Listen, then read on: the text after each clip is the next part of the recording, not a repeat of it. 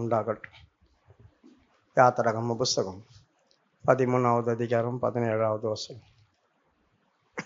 பார்வோன் ஜனங்களை போகவிட்ட பின் ஜனங்கள் யுத்தத்தை கண்டால் மனமடிந்து எகிப்துக்கு திரும்புவார்கள் என்று சொல்லி பெலிஸ்தரின் தேச வழியாய் போவது சமீபமானாலும் தேவன் அவர்களை அந்த வழியாய் நடத்தாமல். இஸ்ரவேல் ஜனங்கள் எகிப்திலிருந்து புறப்பட்டு வந்த நாட்கள்ல நடந்ததான சில காரியங்களை தான் நாம் தொடர்ந்து படித்துட்டு வரோம். இரண்டாவது, பெலிஸ்தர்கள் யார், அவர்களுடைய தேவன் எப்படிப்பட்டது, பெலிஸ்தர்கள் இஸ்ரவேலுக்குள்ள என்னெல்லாம் காரியங்களை செய்தார்கள், இதை குறித்து தான் நாம் தொடர்ந்து படிச்சுட்டு வரோம். அதில் பெலிஸ்தர்களை குறித்து நாம் தெளிவாய் படித்தோம். இப்பொழுது அவர்கள் ஆராதித்து வந்ததான முக்கியமான தெய்வங்களை குறித்து ஒன்றை படித்து முடித்தோம், ஒன்றை படிச்சுட்டு இருக்கிறோம். இஸ்ரவேல் ஜனங்களுக்குள்ள எப்படிப்பட்டதான காரியங்கள் சம்பவிச்சது, இந்த தெய்வங்களால் அவங்களுக்கு நடந்ததான சீர்கேடுகள் என்ன, இதை குறித்து தான் இப்போ நம்ம படிச்சுட்டு வரோம். ஏன்னா இவர்கள் எப்பொழுது இவைகளை தங்களுக்கு எடுத்து கொண்டார்களோ அது முதல் கொண்டு அவர்கள் வாழ்க்கையில் நடந்ததான நிறைய விஷயங்கள் கர்த்தரை அவங்களை அடிக்கக்கூடிய அளவுக்கு வந்துடுச்சு. தேவன் தான் அவங்களை அடித்தார். தேவன் தங்களை அடிக்கிறார் என்று தெரிந்து கூட உணர்வற்று போய் கடந்தாங்க இந்த இஸ்ரவேல் ஜனங்கள். ஏன் இதை எடுத்து நாம் படிக்கணும்? அதே சூழ்நிலைகள் அஸ்தரோத் மூலியமா இல்லை, அது போல வழியிலே நாம் நடக்கிறோம். அப்படி நடக்கும்போது நமக்கு அடி விழும். எதனால அடி விழுதுன்னு நமக்கே தெரியாம இஸ்ரவேல் ஜனங்கள் உணர்வு இல்லாம கிடந்தது போல நாமளும் அப்படிதான் கிடப்போம். அப்போ இந்த ஸ்டடியெல்லாம் அப்பயே நடந்தது அப்படின்னு நினைக்காம இப்போ என் வாழ்க்கையில் இது எப்படி வேலை செய்யுது அப்படி ஆராய்ச்சி பண்ணி யார் பண்றாங்களோ அவர்களுக்கு மட்டும்தான் தேவன் விடுதலையே தருவார். சும்மா இது அப்படியே கேட்டுட்டு போறதில்ல. எத்தனையோ விதங்கள்ல ரூபம் மாறி பெயர் மாறி இதே தெய்வங்கள் கிளிய செய்தது. அது வேற இல்லை இது வேற இல்லை அப்படி சொல்லி நம்ம நினைக்கிறோம். சில நேரங்கள்ல நமக்கு அதே பேர்ல இல்லை. எலியா இருந்த நாட்கள்ல ஆகாப்புடைய மகன் 2 ராஜாக்கள் 1வது அதிகாரத்துல 4வது வசனத்துல ஆகாப் கிராதி வழியா மேலேருந்து கீழே விழுந்துட்டான். கீழே விழுந்து பயங்கரமான அடிபட்டுச்சு, அவன் காலில் அடிபட்டுச்சு. இப்போ படுத்துட்டு இருக்கும் போது அவர்களுடைய சேவர்களை அனுப்புகிறான், நீங்கள் போய் பகால் செபுலோன் இடத்துல விசாரிச்சுட்டு வாங்க அப்படி சொன்னான். அவர்கள் போகும்போது எலியா அவங்களுக்கு குறுக்கிட்டான். இஸ்ரவேலில் தேவன் இல்லை என்றால் பகால் செபுலோன் இடத்துல விசாரிக்கும்படி போகிறீர்கள், ஆகவே நீ ஏறின கட்டிலிருந்து இறங்காமல் சாகவே சாவா என்று போய் அவனுக்கு சொல்லு அப்படி சொல்லிட்டாங்க.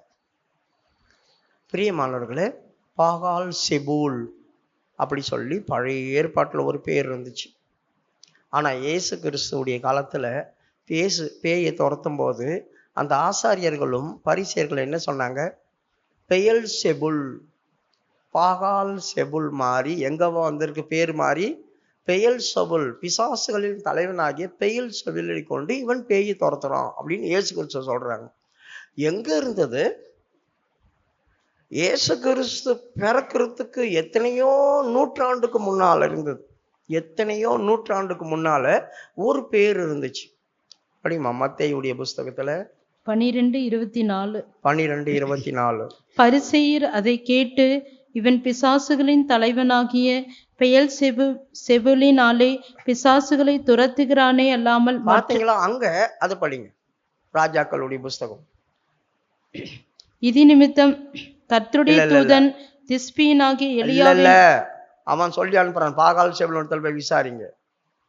அகசிய சமாரியாவில் இருக்கிற தன் மேல் வீட்டிலிருந்து கிராதின் வழியாய் விழுந்து வியாதிப்பட்டு, இந்த வியாதி நீங்கி பிழைப்பேனோ என்று எக்ரோனின் தேவனாகிய பாகால் சேபுவிடத்தில் போய் விசாரியுங்கள் என்று. பாகால் செபுல், இப்போ பாகால் செபுல் புதிய ஏற்பாட்டில் எப்படி வந்திருக்கு? இயேசு கிறிஸ்து காலத்துல பெயல் செபுல் ஃபர்ஸ்ட் இருந்தது, பாகால் அது பா மாறி பேவா மாறி இருக்கு, அவ்வளோதான். இப்போ பேர் மாறி அந்த நாட்களில் கிரியை செய்யுது. இந்த இடத்துல இது சாத்தானுடைய தலைவன் அப்படி சொல்லலை. ஆனா புதிய ஏற்பாட்டில் இது யாரா மாறுச்சு? பிசாசுகளின் தலைவனா மாறி போச்சு. எங்க கொண்டு வந்து முடிக்கிறானுங்க பாருங்க. அப்போ ஒரு காலத்துல ஒரு பேர்ல இருந்துச்சு, அது ஒரு காலத்துல ஒரு பேர்ல இருந்துச்சு. இப்போ அது கிரியை செய்தா? இப்போ அது கிரியை செய்தா? ஆகாப்புக்கு ஒரு மனைவி இருந்தா தெரியுமா உங்களுக்கு? எசபேல். அவ எப்ப இருந்தா? அவ ஆகாப்புடைய மனைவி. எகு போகும்போது தன் ஆண்டவனை கொன்ற சிமிரி சேமம் அடைந்தானோ அப்படி சொல்லி பயமுறுத்துற ஒரு வார்த்தையை மேல இருந்து ஜன்னல் வழியா சொல்றா. தன் ஆண்டவனை கொன்ற சிமிரி. இவன் வந்து அவளுடைய புள்ளைய கொண்டுட்டு வரான். கொண்டுட்டு வரும்போது 2 ராஜாக்கள் 10வது அதிகாரமா 9வது அதிகாரம் பாருங்க. புள்ளைய கொண்டுட்டு வரான். கொண்டுட்டு வரும்போது மேல இருந்து சொல்றா, தன் ஆண்டவனை கொன்ற சிமிரி சேமம் அடைந்தானோ. யார் இந்த சிமினி? இந்த சிமிரி யாரை கொன்றான்? இவளுடைய மாமனார் ஒருத்தன் இருந்தான். அவளை இந்த சிமிரி கொன்று போட்டு 7 நாள் ராஜபாரம் பண்ணினா. 1 ராஜாக்கள்ல. அதுக்கப்புறமா இவனை கொளுத்தின்னு செத்து போயிட்டான். அரண்மனையை கொளுத்தி 7 நாள் தான் அவன் ராஜாவா இருந்தான். அரண்மனையை கொளுத்திட்டு அவன் பிள்ளைங்கெல்லாம் செத்து போயிட்டாங்க. எருசலேம் பிடிபட்டுச்சு. இஸ்ரவேல் அந்த 10 கோத்திரத்துல நடந்த கதை இது. அப்போ அது முடிஞ்சு போச்சு. அதுக்கப்புறமா அவனுடைய மகன் ஆகாப்பு ஒருத்தன் பிறந்தான், ஆகாப்பு. அப்போ ஆகாப்புக்கு பிறந்ததான ஒரு பையனை தான் யாரு? ஏகு கொண்டுட்டு வரான். கொண்டுட்டு வரும்போது இவ சொல்றா, தன் ஆண்டவனை கொன்ற அவனும் ஒரு சேனாதிபதியா இருந்து அவனை கொண்டுட்டான். அவன் 7 நாள்ல செத்து போயிட்டான். தன் ஆண்டவனை கொன்ற சிமிரி சேமம் அடைந்தானா?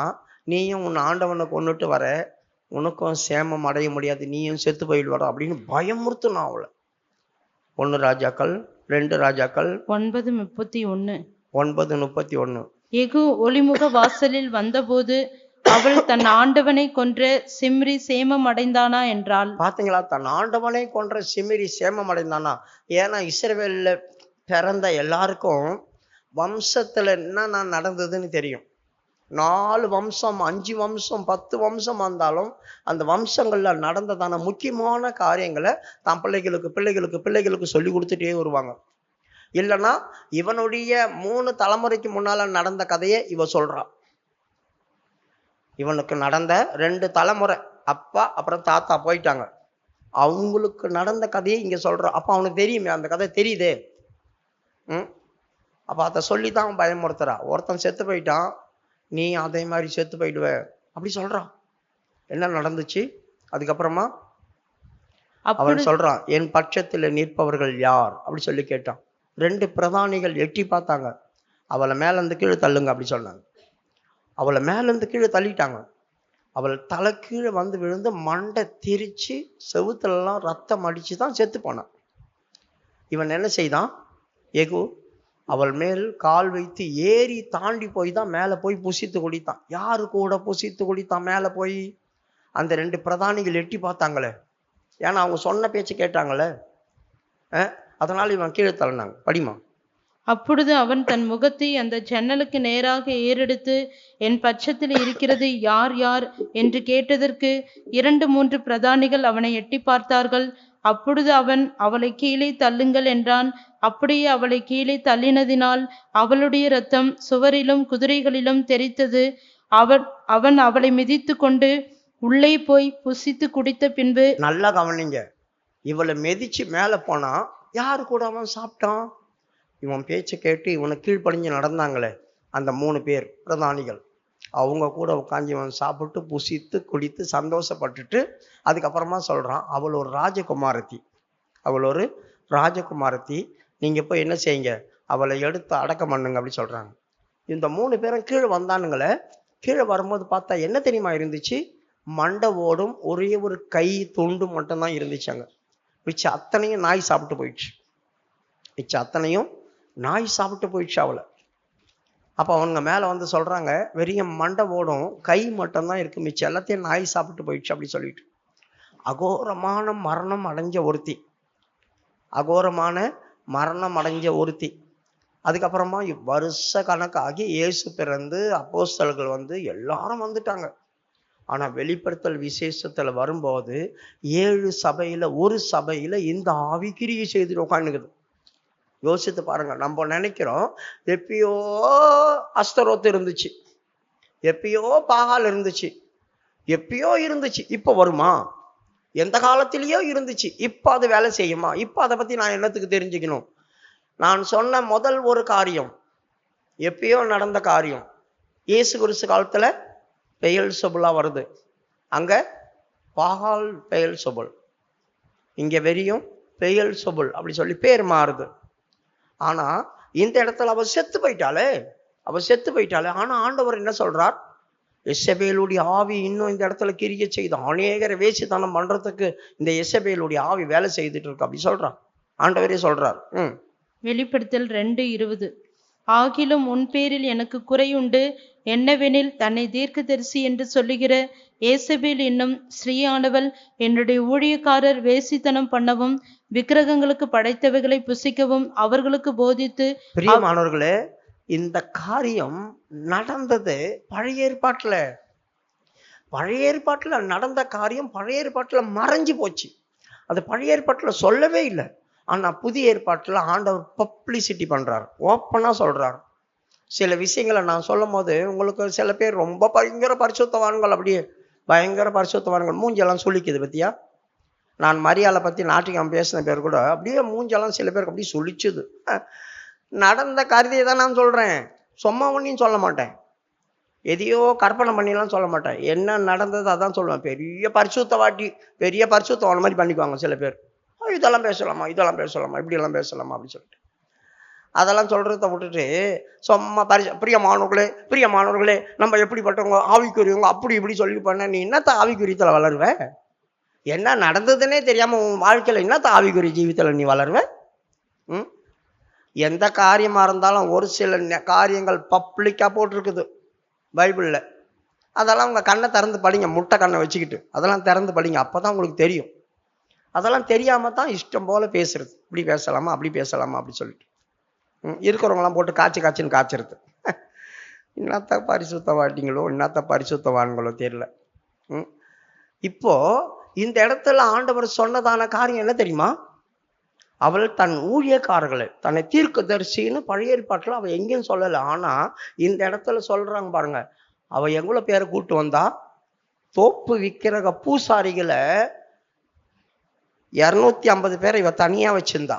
அது இல்லாம 420 பேர் தோப்பு பாகாலுக்காக தீர்க்க தரிசனம் சொல்ற தீர்க்க தரிசிகளை வச்சிருந்தாங்க. இது தனி.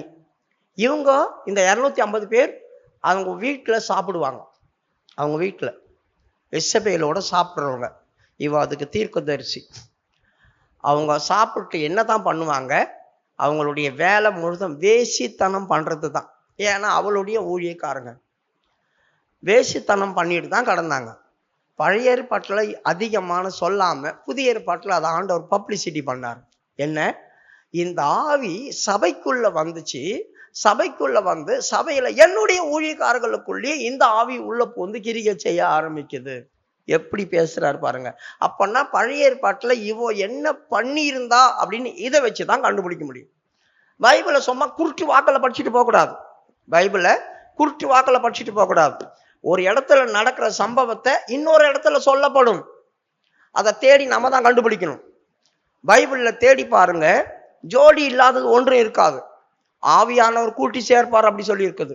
எதுவுமே ஜோடி இல்லாம இருக்காது. ஒரு இடத்துல நடந்த சம்பவம் சிலது மறைஞ்சு இருக்கும், இன்னொரு இடத்துல அதை பப்ளிசிட்டி பண்ணிடுவார் ஆண்டவர். அப்போ பழைய ஏற்பாட்டுல நடந்ததான சில காரியங்களை புதிய ஏற்பாட்டுல ஆண்டவர் சொல்றாரு. படிமா மறுபடியும் அந்த வசனத்தை. ஆகிலும் உன் பேரில் எனக்கு குறையுண்டு, என்னவெனில் தன்னை தீர்க்கதரிசி என்று சொல்லுகிற ஏசபேல் என்னும் ஸ்திரீயானவள் என்னுடைய ஊழியக்காரர் வேசித்தனம் பண்ணவும் விக்கிரகங்களுக்கு படைத்தவைகளை புசிக்கவும் அவர்களுக்கு போதித்து அவர்களை வஞ்சிக்கும்படி நீ அவளுக்கு இடம் கொடுக்கிறாய். நீ அவளுக்கு இடம் கொடுக்கிறாய். அப்போ அந்த ஆவிக்கு நான் இடம் கொடுத்துட்டேன், அது எனக்குள்ள வந்துடுச்சு. அப்போ நான் விக்கிரகத்துக்கு படைச்சதை சாப்பிடலாம், வேசித்தனத்தின் ஆவிக்கு இடம் கொடுக்கலாம்.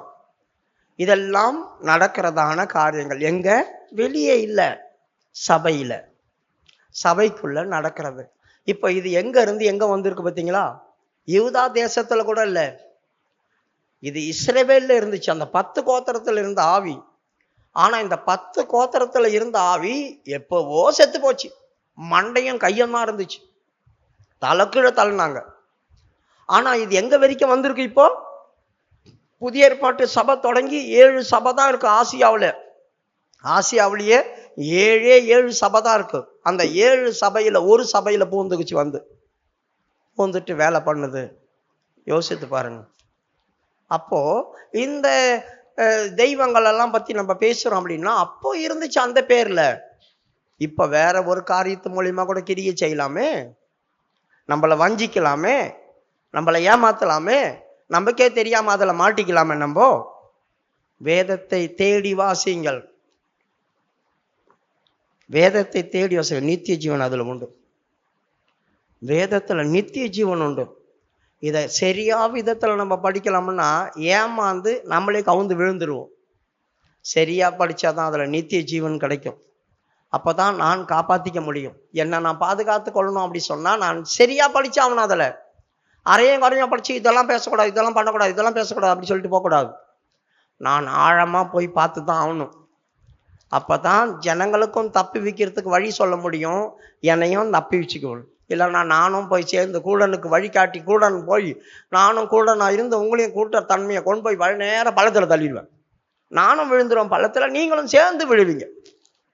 சரியான நிலவரத்துல நம்மள இருக்கணும். யாரை தேவன் அங்கீகரிப்பார், யாரை தேவன் மன்னிப்பார், யாருக்கு தேவன் உதவி செய்வார், யாரை தேவன் தள்ளி விடுவார், யாரை ஆண்டவர் வெறுத்து ஓட வைப்பார், யாரை ஓடி பண்ண கூப்பிடுவார், இதெல்லாம் நமக்கு தெரிஞ்சிருக்கணும். அப்பதான் நான் தப்பி பிழைப்பேனா இல்லையா அப்படின்றதான நிச்சயம் நமக்கு வரும். ஆகவே இந்த வல்லமைகள் ஆரம்ப நாட்கள்ல இருந்தே வித்தியாசமா கிரியை செய்துட்டு ராஜாக்களுடைய காலத்துல தேவ ஜனங்களுக்குள்ளேயே அப்பவும் இப்பவும் இந்த ஆவிகள் வேலை செய்யத்தான் செய்யுது. ஆனா முதல் ஒரு பகுதியிலையும் இப்ப வேற பகுதியிலையும் முதல் ஒரு மாதிரியும் இப்ப ஆவியில நம்ம கூட வேலை செய்யுது. முதல் எழுத்தின் பிரகாரம் இருந்துச்சு, இப்ப எழுத்தின் பிரகாரம் இல்லை, ஆவியில நம்மளோட போராடுது. ஆனா நம்மளுக்கு அது தெரிய மாட்டேங்குது. தெரியாம அதுல மாட்டி சிக்கொண்டு சின்ன பின்னமா அவரும் இஸ்ரவேலுக்கு நடந்ததான காரியங்களை நீங்க எடுத்து படிக்கும்போது அந்த மாதிரி ஒரு சூழ்நிலை வரும்போது நீ யோசிக்கணும், இந்த ஆவி அங்கிட்ட கிரியை செய்தா? இதே ஆவி அது மாதிரியே எனக்கு வாழ்க்கையில நடக்குதே, என் குடும்பத்துல நடக்குதே அப்படின்னு நீ சிந்திச்சின்னாக்கா மனம் முறந்து மனம் கசந்து அழுது உன்னை மாத்திக்குவே. இல்லைன்னா ஆண்டவர்கிட்ட மன்னிப்பு கேட்பேன். இல்லைன்னா மண்டை காஞ்சி போயிடும். உங்களுக்கு ஊழியக்காரங்களா இருந்தா கூட சரிதான், கீழ்ப்படியே மாட்டாங்க. அவர்கள் எந்த காரியத்தையும் ஏற்றுக்கொள்ள மாட்டாங்க, எல்லாத்துக்கும் எதிர்த்து நிற்பாங்க. ஊழியக்காரங்கள் வரைக்கும் எல்லாத்துக்கும் எதிர்த்து நிற்பாங்க, வசனங்களுக்கெல்லாம் எதிர்த்து. ஆவியானவர் பேசினா கூட அதை அங்கீகரிக்க மாட்டாங்க. அப்படிப்பட்டவங்களை ஒன்றும் பண்ண முடியாது. என் வசனங்களை நடுங்கிறவர்களே நான் நோக்கி பார்க்கணும் ஆண்டவர் சொல்றேன். என் வசனங்களுக்கு நடுங்கிறவர்களை தான் மட்டும்தான் ஆண்டவர் நோக்கி பார்ப்பார். எல்லாரையும் இல்லை, அதை புரிஞ்சுக்கங்க முதல். ரெண்டாவது, இந்த அஸ்தரோத்து நிறைய விஷயங்கள்ல சாலமோன் காலம் வரைக்கும் இதை பத்தி பேசினாங்க. ஆனா எரேமியாவுடைய காலத்துல இதோடைய பேர் அப்படியே மாறி போச்சு. அஸ்தரோத் அப்படி சொல்லல, வானராக்கினி அப்படி சொன்னாங்க. வானராக்கினிக்கு தூபம் காட்டி. இப்போ எரேமியா 44வது அதிகாரத்திலையும் 9வது அதிகாரத்தை நீங்க எல்லாம் படிச்சீங்கன்னா வானராக்கினிக்கு நாங்க தூபம் காட்டும் போது நாங்க நல்லா இருந்தோம், அப்படி இருந்தோம், இப்படி இருந்தோம் அப்படி சொல்றாங்க. ஆனா இந்த அஸ்தரோத் திடீர்னு வானராக்கினியா மாறிச்சு. பார்த்தீங்களா, பேர் மாறுது. எந்த காலத்துல? இப்போ ராஜாக்களுடைய காலத்துல இல்லாம எரேமியாவுடைய காலத்துல வரும்போது அந்த தீர்க்கதரிசி இந்த காலத்துல அவங்க இழுத்தி பறிச்சுட்டு தான் அவங்க ராஜ்யபாரம் பண்ணிட்டு இருந்தாங்க. நிலையான ராஜ்யம் அவங்களுக்கு இல்லை. அப்பையோ பாபிலோன் பிடிப்பான்ற பயத்திலேயே வாழ்ந்துட்டு வந்தாங்க. அந்த நாட்கள்லாம் இவர் யாரா இருந்தாங்க? வானராக்கினியா இருந்து இவங்களுக்குள்ள வேலை செய்துட்டு வந்துச்சு. எரேமியா 14:44-17 எங்கள் வாயிலிருந்து புறப்பட்ட எல்லா வார்த்தையின்படியேயும் நாங்கள் செய்து வானராக்கினிக்கு தூபம் காட்டி அவளுக்கு பான பலிகளை வார்ப்போம். வானராக்கினிக்கு நாங்கள் தூபம் காட்டி அவளுக்கு பான பலிகளை செலுத்தினோம்.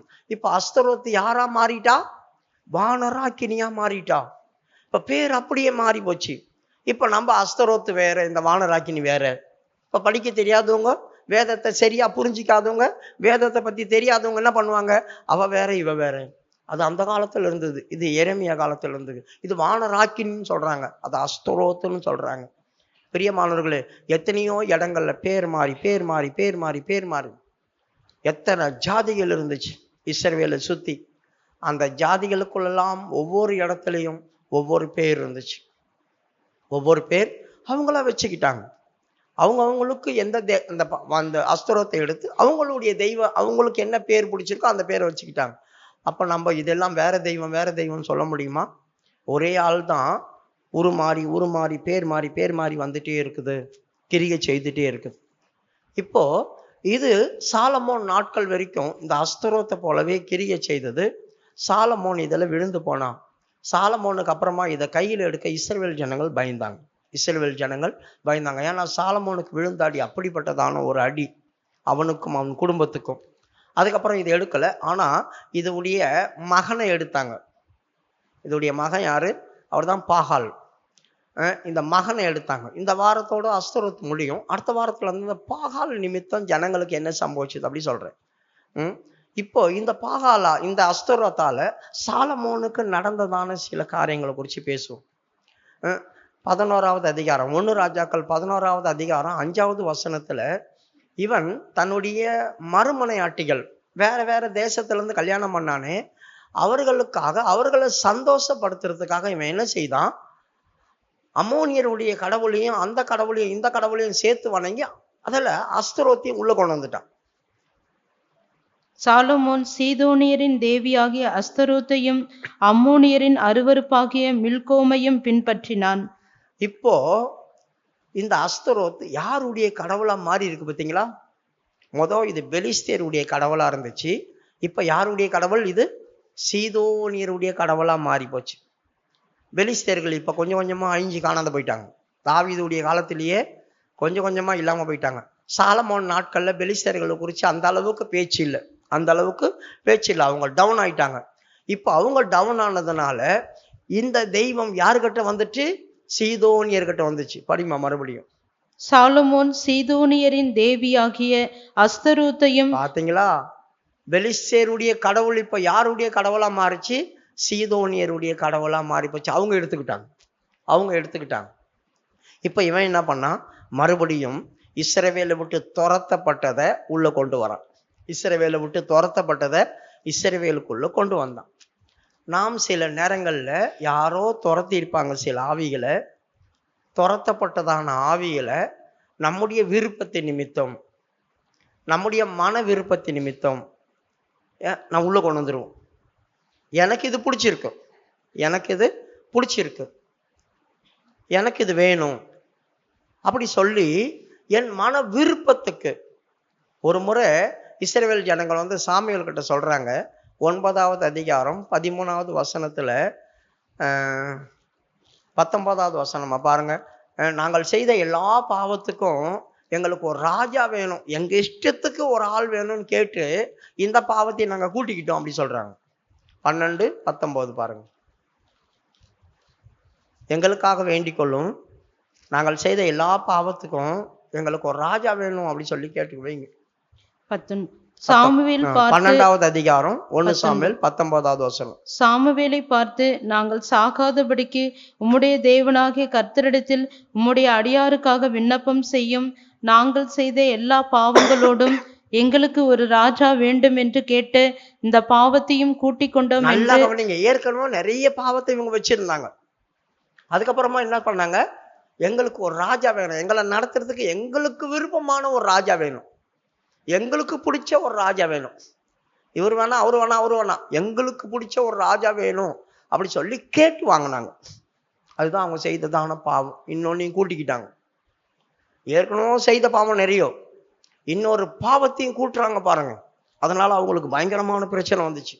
ராஜா வேணும்னு கூட்டினாங்களே, அந்த ராஜாவால தான் இந்த இஸ்ரவேல் சீர்கட்டு போச்சு. பயங்கரமா அடி வாங்கினாங்க அவனால. நாம செய்யறதான காரியங்கள் நம்முடைய மன விருப்பத்தின்படி நம்ம எதை செய்யறோமோ அதில் மாட்டி சின்ன பின்னமா ஆயிடுவோம். நம்ம ரொம்ப ஜாக்கிரதையா இருக்கணும். தேவ சித்தத்தின்படி தான் நம்ம எதுவுமே நடக்கணும். தேவ சித்தம் இல்லாம எதனா நடக்குது நம்ம கிட்ட அப்படி சொன்னாக்கா நம்ம அடிபட்டு சாவோம். அதனால தான் அவங்க சொல்றாங்க, நாங்கள் சாகாதபடி ஓயாம வேண்டும், ஓயாம வேண்டிக்கும், நாங்க செத்துக்கிட்டு கிடக்குறோம் இங்க அப்படி சொல்றாங்க. அப்போ நம்முடைய மன விருப்பம், நமக்கு பிடிச்சது, நமக்கு இஷ்டமானது இதுதான் இருக்கணும். நமக்கு பிரியமானது இருக்கக்கூடாது, நமக்கு பிடிக்காதது இருக்கக்கூடாது. இப்படிப்பட்டதான காரியங்கள்லாம் வரும்போது எனக்கு பிடிக்கல, எனக்கு பிடிக்கல, எனக்கு பிடிக்கல, இது நல்லா இல்லை, இது மாற்றணும், இது அப்படி பண்ணணும், இது அப்படி பண்ணணும், இது அப்படி பண்ணணும் அப்படி சொல்றாங்களே, இவங்க தான் மாட்டிப்பாங்க. அதனால இப்ப சாலமோன் என்ன செய்தான், தன் மனைவிகளை திருப்திப்படுத்துறதுக்கு, தன் மனைவிகளை சந்தோஷப்படுத்துறதுக்கு எங்க இருக்கிற தெய்வத்தையும் உள்ள கொண்டு வரான். யார் இந்த சாலமோன்? தேவன் அவனோடு பேசி, உலகத்துல அவனை போல ஞானி யாருமே கிடையாது, அவனுக்கு முன்னாலேயும் கிடையாது பின்னாலேயும் கிடையாது. பயங்கரமா 3000க்கு மேல இவன் கவிதை எழுதி வச்சிட்டான், நீதிமொழிகள் எழுதி வச்சிட்டான், பாட்டு அதுக்கு மேல இருக்குது. இவ்வளவும் எழுதி வச்சு மற்ற ஜனங்களை உணர்த்துற இவன் கெதி என்னாச்சு பார்த்தீங்களா? இப்ப இவர் மாம்சத்துல விழுந்து போனார். மாம்சத்துல விழுந்து என்ன செய்யறார்? மாம்சத்துக்கு ஏத்ததான கிரியை நடப்பித்து வர்றார். தெய்வம் எதை அருவறுத்து வெளியே தள்ளுச்சோ அதை உள்ள கொண்டு வந்துட்டான், அதை உள்ள கொண்டு வந்துட்டான். இப்ப உள்ள கொண்டு வந்ததுனால கர்த்தர் எடுத்தவனையும் ஒரு ஆளை அடிக்க மாட்டார். நல்லா புரிஞ்சுங்க, எடுத்ததுமே ஒரு ஆள் ஆண்டவர் எடுத்தவனையும் கையை வைக்க மாட்டார். அவங்களுக்கு சில சான்ஸ் கொடுப்பார், சில காரியங்களுக்கு சான்ஸ் கொடுப்பார். அதுல நம்ம தப்பிச்சிட்டோம்னா நம்ம பாக்கியசாலி. அதுல நம்ம தப்பிக்கல அப்படி சொன்னாக்கா 1 by 1 பிரச்சனை வந்துட்டு இருக்கும். எது வரைக்கும்? நீ சாவர வரைக்கும். நல்லா புரிஞ்சுக்குங்க. இப்போ இவனுக்கு இந்த கெதி ஆச்சு. அந்நிய தெய்வங்களை கூப்பிட்டானா இப்ப கர்த்தர் இவங்கள்ட்ட ஒரு சான்ஸ் கொடுக்குது, பேசுறார். 7வது வசனம். அப்பொழுது சாலமோன் எருசலேமுக்கு எதிரான மலையிலே, 9வது வசனம். ஆகையால் இஸ்ரவேலின் தேவனாகிய கர்த்தர் சாலமோனுக்கு 2 விசை தரிசனமாகி. நல்லா கவனிங்க, ஏற்கனவே ஒரு முறை தரிசனமாகி பேசினதை இங்க போடவே இல்லை, பைபிள்ல போடவே இல்லை. அப்ப இவன் உள்ள கொண்டு வந்து அதுகளுக்கு மேடைகளை கட்டுறான், கோவிலை கட்டுறான், எல்லாம் கட்டுறான்.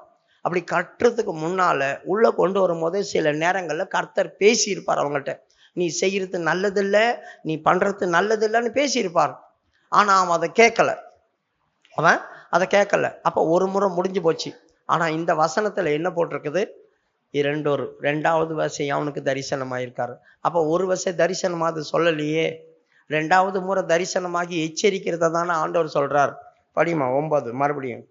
ஆகையால் இஸ்ரவேலின் தேவனாகிய கர்த்தர் சாலமோனுக்கு 2 விசை தரிசனமாகி, அந்நிய தேவர்களை பின்பற்ற வேண்டாம் என்று கட்டளையிட்டிருந்தும் அவன் கர்த்தரை விட்டு தன் இருதயத்தை திருப்பி அவர் கற்பித்ததை கை கொள்ளாமல் போனதினால். நல்லா கவனிங்க, அவர் ஏற்கனவே கட்டளை கொடுத்திருக்கிறார், பிரமாணங்களை கொடுத்திருக்கிறார்.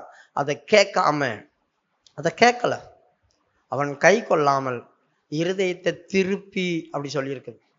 இருதயத்தை திருப்பிட்டான். ராஜாக்கள் வர்றதுக்கு முன்னால சாலமோன், அந்த இஸ்ரவேல் ஜனங்களும் அப்படிதான் இருந்தாங்க. 7:3 1 சாமுவேல் 7:3 சாமுவேல் வந்து அந்த ஜனங்களுக்கு சொல்றான், நீங்கள் அஸ்தரோத்தையும் அந்நிய தெய்வங்களையும் விலக்கி விட்டு உங்கள் இருதயங்களை நேராக்கி கர்த்தர் ஒருவருக்கு ஆராதனை செய்யுங்க அப்படி.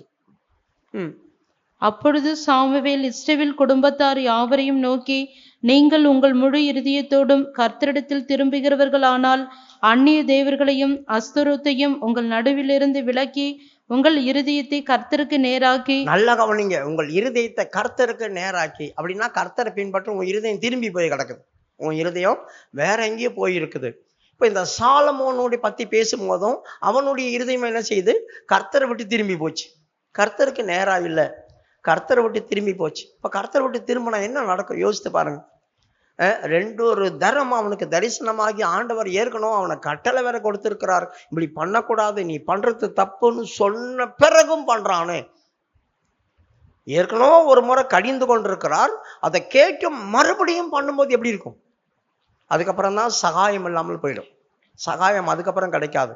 ஒரு முறை என்ன ஒரு தப்புக்காக கடிந்து கொள்றாங்க அப்படி சொன்னாக்கா அந்த கடிந்து கொள்ளுதலோட நான் சரி பண்ணிக்கிட்டே அப்படின்னா இரக்கம் கிடைக்கும். அதனால்தான் உலகத்திலேயே பாவியில பிரதான பாவி நான், ஆனாலும் கர்த்தருடைய கண்கள்ல இரக்கம் கிடைச்சது. ஏன் தெரியுமா? அவன் போய் விழுந்த உடனே கண்ணு தெரியாம போச்சே. அப்போ சவுலே சவுலே ஏன் என்னை துன்பப்படுது, யார் நீர் அப்படி சொல்லி கேட்டான். நீ துன்பப்படுத்துற இயேசு நான் தாண்டா. அவன் அடுத்த நிமிஷமே என்ன தெரியுமா சொன்னான்? ஆண்டவரே நான் இப்ப என்ன செய்யணும்? அடுத்த நிமிஷம் கேட்கறான் பாருங்க, இது வரைக்கும் நான் மோசமான காரியம் செய்துட்டேன், இப்ப நான் என்ன செய்யணும்? ஒரு முறை தான் எச்சரிப்பு. அப்ப ஆண்டவர் நான் சொல்றார், நீ எழும்பி என்ன செய், பட்டணத்துக்குள்ள போ, நீ செய்ய வேண்டியது அங்க உனக்கு சொல்லுவாங்க. அத்தோட அவன் வாழ்க்கையில பின்வாங்காம இல்ல, ஆண்டவருக்கு விரோதமா எழும்பவும் இல்ல, எந்த காரியத்தையும் சொல்ல ஒரே ஒரு முறை தான். அதனால்தான் அவன் சொன்னான், பிரதான பாவி நான், கர்த்தர் எனக்கு ஒரு முறை தரிசனமாய் பேசினார், அதுக்கப்புறம் நான் என்ன செய்யணும்? மாத்திக்கிட்டேன். அதுக்கப்புறமா நான் மறுபடியும் பழைய இடத்துக்கு போகவே இல்லை, பழைய நிலவரத்துக்கு நான் மாறவே இல்லை. அதனால்தான் நான் இரக்கம் பெற்றேன். பாவிகள்ல பிரதான பாவி நான், இரக்கம் பெற்றேன். ஒரு முறை தாங்க கிடைக்கும் அந்த இரக்கம். மறுபடியும் மறுபடியும் மறுபடியும் நம்ம செய்யும் போது எப்படி இரக்கம் கிடைக்கும்? தெரிஞ்சே தப்பு செய்யும் போது எப்படி இரக்கம் கிடைக்கும்? கிடைக்காது. அதனால ரொம்ப ஜாக்கிரதையா இருங்க. இப்போ இவனுக்கு ஒரு தரிசனமானார். தரிசனமாகி இவன்கிட்ட சொன்ன பேரும் கர்த்தர் என்ன செய்யல, இவன் கேட்கல. கர்த்தரை விட்டு இவன் இருதயத்தை திருப்பிட்டான். இப்போ ஆண்டவர் என்ன செய்தார்? இவன் திருப்பின உடனேயும் இவனுடைய ராஜ்யத்தை புடுங்கணும் அப்படின்னு நினைக்கிறார். இவனுடைய ராஜ்யத்தை புடுங்கணும், இவன் கையில இருந்து புடுங்கணும் அப்படி சொல்லி நினைக்கிறார். கீழே வாசிமா. அவர் கற்பித்ததை கை கொள்ளாமற் போனதினால் கர்த்தர் அவன் மேல் கோபமானார். ஆகையால் கர்த்தர் சாலொமோனை நோக்கி, நான் உனக்கு கட்டளையிட்ட என் உடன்படிக்கையையும் என் கட்டளைகளையும் நீ கை கொள்ளாமற் போய் இந்த காரியத்தை செய்தபடியினால். நல்லா கவனிங்க, சாதாரணமான விஷயம்தான். ஒரு சிலையை உள்ள கொண்டு வந்தான், அந்நியர் துரத்தப்பட்டதை உள்ள கொண்டு வந்தான். நான் கட்டளை கொடுத்த, இதை செய்யாத, என் கட்டளை கொடுத்த பிறகு நீ இதை செய்தபடியினால். எப்படி சொல்றாரு பாருங்க, நான் உனக்கு சொன்ன பேரை மிஞ்சி செய்தினா. ஒரு முறை நமக்கு கட்டளை கொடுக்குறாங்கன்னா ரெண்டாவது வாட்டி அதை செய்யக்கூடாது, அத்தோட யாரை கட்டி முடிச்சிடணும், அதை பற்றி பேசவே கூடாது. மறுபடியும் மறுபடியும் நம்ம அதையே பண்ணிகிட்டே இருந்தோம்னா ஆண்டவர் கோபம் வந்துடும், ரொம்ப கோபம் வந்துடும். இந்த காரியத்தை செய்தபடியினால் ராஜ்யபாரத்தை உன்னிடத்திலிருந்து பிடுங்கி. நல்லா கவனிங்க, முதலாவது அவங்ககிட்ட இருந்து கைவிட்டு போறது என்னது? சாலமோன் கிட்ட இருந்து கைவிட்டு போறது என்னது? ராஜ்யபாரம். ராஜ்யபாரம் அவங்ககிட்ட கைவிட்டு போகுது. ராஜ்யபாரம்னா என்ன? ஆளுகை தன்மை. அந்த ஆளுகை தன்மை அவங்ககிட்ட இருந்து பிடுங்கிட்டார் ஆண்டவர். சவுல்கிட்ட அந்த ஆளுகை தன்மை 2 வருஷத்திலே பிடுங்கிட்டார். 2வது வருஷத்துல அமெரிக்கான போய் காலி பண்ணிட்டு வரனா, காலி பண்ணல. அதனால அவங்ககிட்ட இருந்து பிடுங்கிட்டார். அதை தாவீது கொடுத்தார். தாவீது சிங்காசனத்துல உட்காரலையே, அவங்ககிட்ட இருந்து 2வது வருஷத்துல பிடுங்கின தேவன் 38 வருஷம் வரைக்கும் என்ன பண்ணியிருந்தான்? சவுல் தான் சிங்காசனத்துல உட்காந்துருந்தான். சவுல் சிங்காசனத்துல உட்காந்துருந்தா கூட அவன் ஆளுகை செய்தானா இஸ்ரவேல?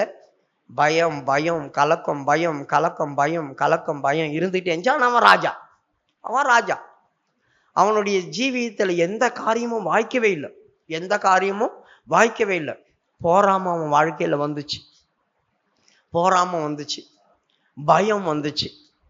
இவன் பயந்தது இல்லாம ஊர் ஜனத்தையே பயமுறுத்திட்டான். எதிராளிக்கு முன்னால நிக்க முடியாம போச்சு. தீர்மானம் எடுப்பான். இந்த தீர்மானம் தேவனுக்கே பிரியமில்லாத தீர்மானமா இருக்கும். ஆண்டவர் யோனாத்தானை வச்சு பெரிய யுத்தத்துல ஜெயம் கொடுக்கிறார். ஆனா இவன் என்ன பண்ணிட்டான்? யோனாத்தான் சாவணும்ன்றான். இவன் திடீர்னு உபவாசம் போட்டான். எதுக்கு உபவாசம்னு தெரியாது. ஆட்களை வச்சுக்கிட்டு உக்காந்துட்டு புலம்பிட்டு கிடக்குறான். செய்யாத அப்படி சொன்னா செஞ்சிருவான். நான் வர வரைக்கும் காத்துரு, பலி செலுத்தாதன்னு சாலமோன் சொல்லிட்டு போனான் சாமுவேல். இவன் வந்து பலி செலுத்திட்டான். ஏன்டா நீ இப்படி செய்த? நீ வரத்துக்கு லேட் ஆச்சு, அதனால நான் செஞ்சுட்டேன். ஏன் உனக்கு காத்திருக்க முடியாதா? நீ சொன்ன டைமுக்கு ஏன் வரல? நீ ஏன் சொன்ன டைமுக்கு வரல அப்படி கேட்டான். நானே செய்வேன், ஏன் நான் செய்ய முடியாதா? எப்படி பாருங்க, செய் அப்படின்னு சொன்னாரு, அதை செய்யாம விட்டோன்ட்டான். ஏன்டா செய்யாம விட்டான்? நான் செஞ்சதானே. அப்ப என் காதுல விழுகிறதான ஆடுகளின் சத்தமும் மாடுகளின் சத்தமும் எங்கடா வந்துச்சு? அது வந்து நல்லா இருக்குன்னு என் விருப்பம், எனக்கு பிடிச்சிருக்கு இன்னொன்ட்டு. எப்படிப்பட்டதான காரியமா? செய்யினா செய்ய மாட்டான், செய்யாதானே செய்வான். அவன் இஷ்டத்துக்கு ஒரு டிசிஷன் எடுப்பாரு. இவர் யோசனை தான். ஆனா ஆளுகையில உட்காந்துக்கிறார் 38 வருஷமா. ஆனா இவன் வாழ்க்கையில ஆளுக பிடுங்கப்பட்டுச்சு. ஆளுக பிடுங்கப்பட்டுட்டு உட்காந்துக்கிறாரு. பயமும் திகிலும், எப்ப நம்ம சிங்காசனம் போவோம், எப்ப நம்ம சிங்காசனம் போவோம், எப்ப நம்ம சாவோம், அந்த பயத்திலேயே ஓடிட்டு இருந்துச்சு. யோசித்து பாருங்க, ஒரு மனுஷனுடைய ஆளுகை பிடுங்கப்பட்டுச்சு அப்படி சொன்னா இதே பயம் சாலமோனுக்கு வந்துச்சு. தெரியுமா உங்களுக்கு? ஆளுகை அவன் கையில இருந்து ஆண்டவர் பிடுங்கினார். உன் ராஜ்யத்தை நான் பிடுங்கிடுவேன். பிடுங்கின பேருக்கு சாலமோன் சவுல் மாதிரியே பயந்தான். உங்களுக்கு தெரியுமா? உன்னத பாட்டுடைய புஸ்தகம், அவன் மஞ்சத்தை சுத்தி 60 சௌரியவான்கள் இருந்தாங்களாம், அதுவும் பட்டயம் பிடிக்கிறவங்க. 3வது அதிகாரம் 7 8 வாசிங்க. இதோ சாலொமோனுடைய மஞ்சம் இஸ்ரவேலின் உன்னத பாட்டு 3வது அதிகாரம் 7வது வசனமும் 8வது வசனமும். இதோ சாலொமோனுடைய மஞ்சம் இஸ்ரவேலின் சௌரியவான்களில் 60 சௌரியவான்கள் அதை சுற்றி நிற்கிறார்கள். இவர்கள் எல்லாரும் பட்டயம் பிடித்து யுத்தத்திற்கு பழகினவர்களாயிருக்கிறார்கள்.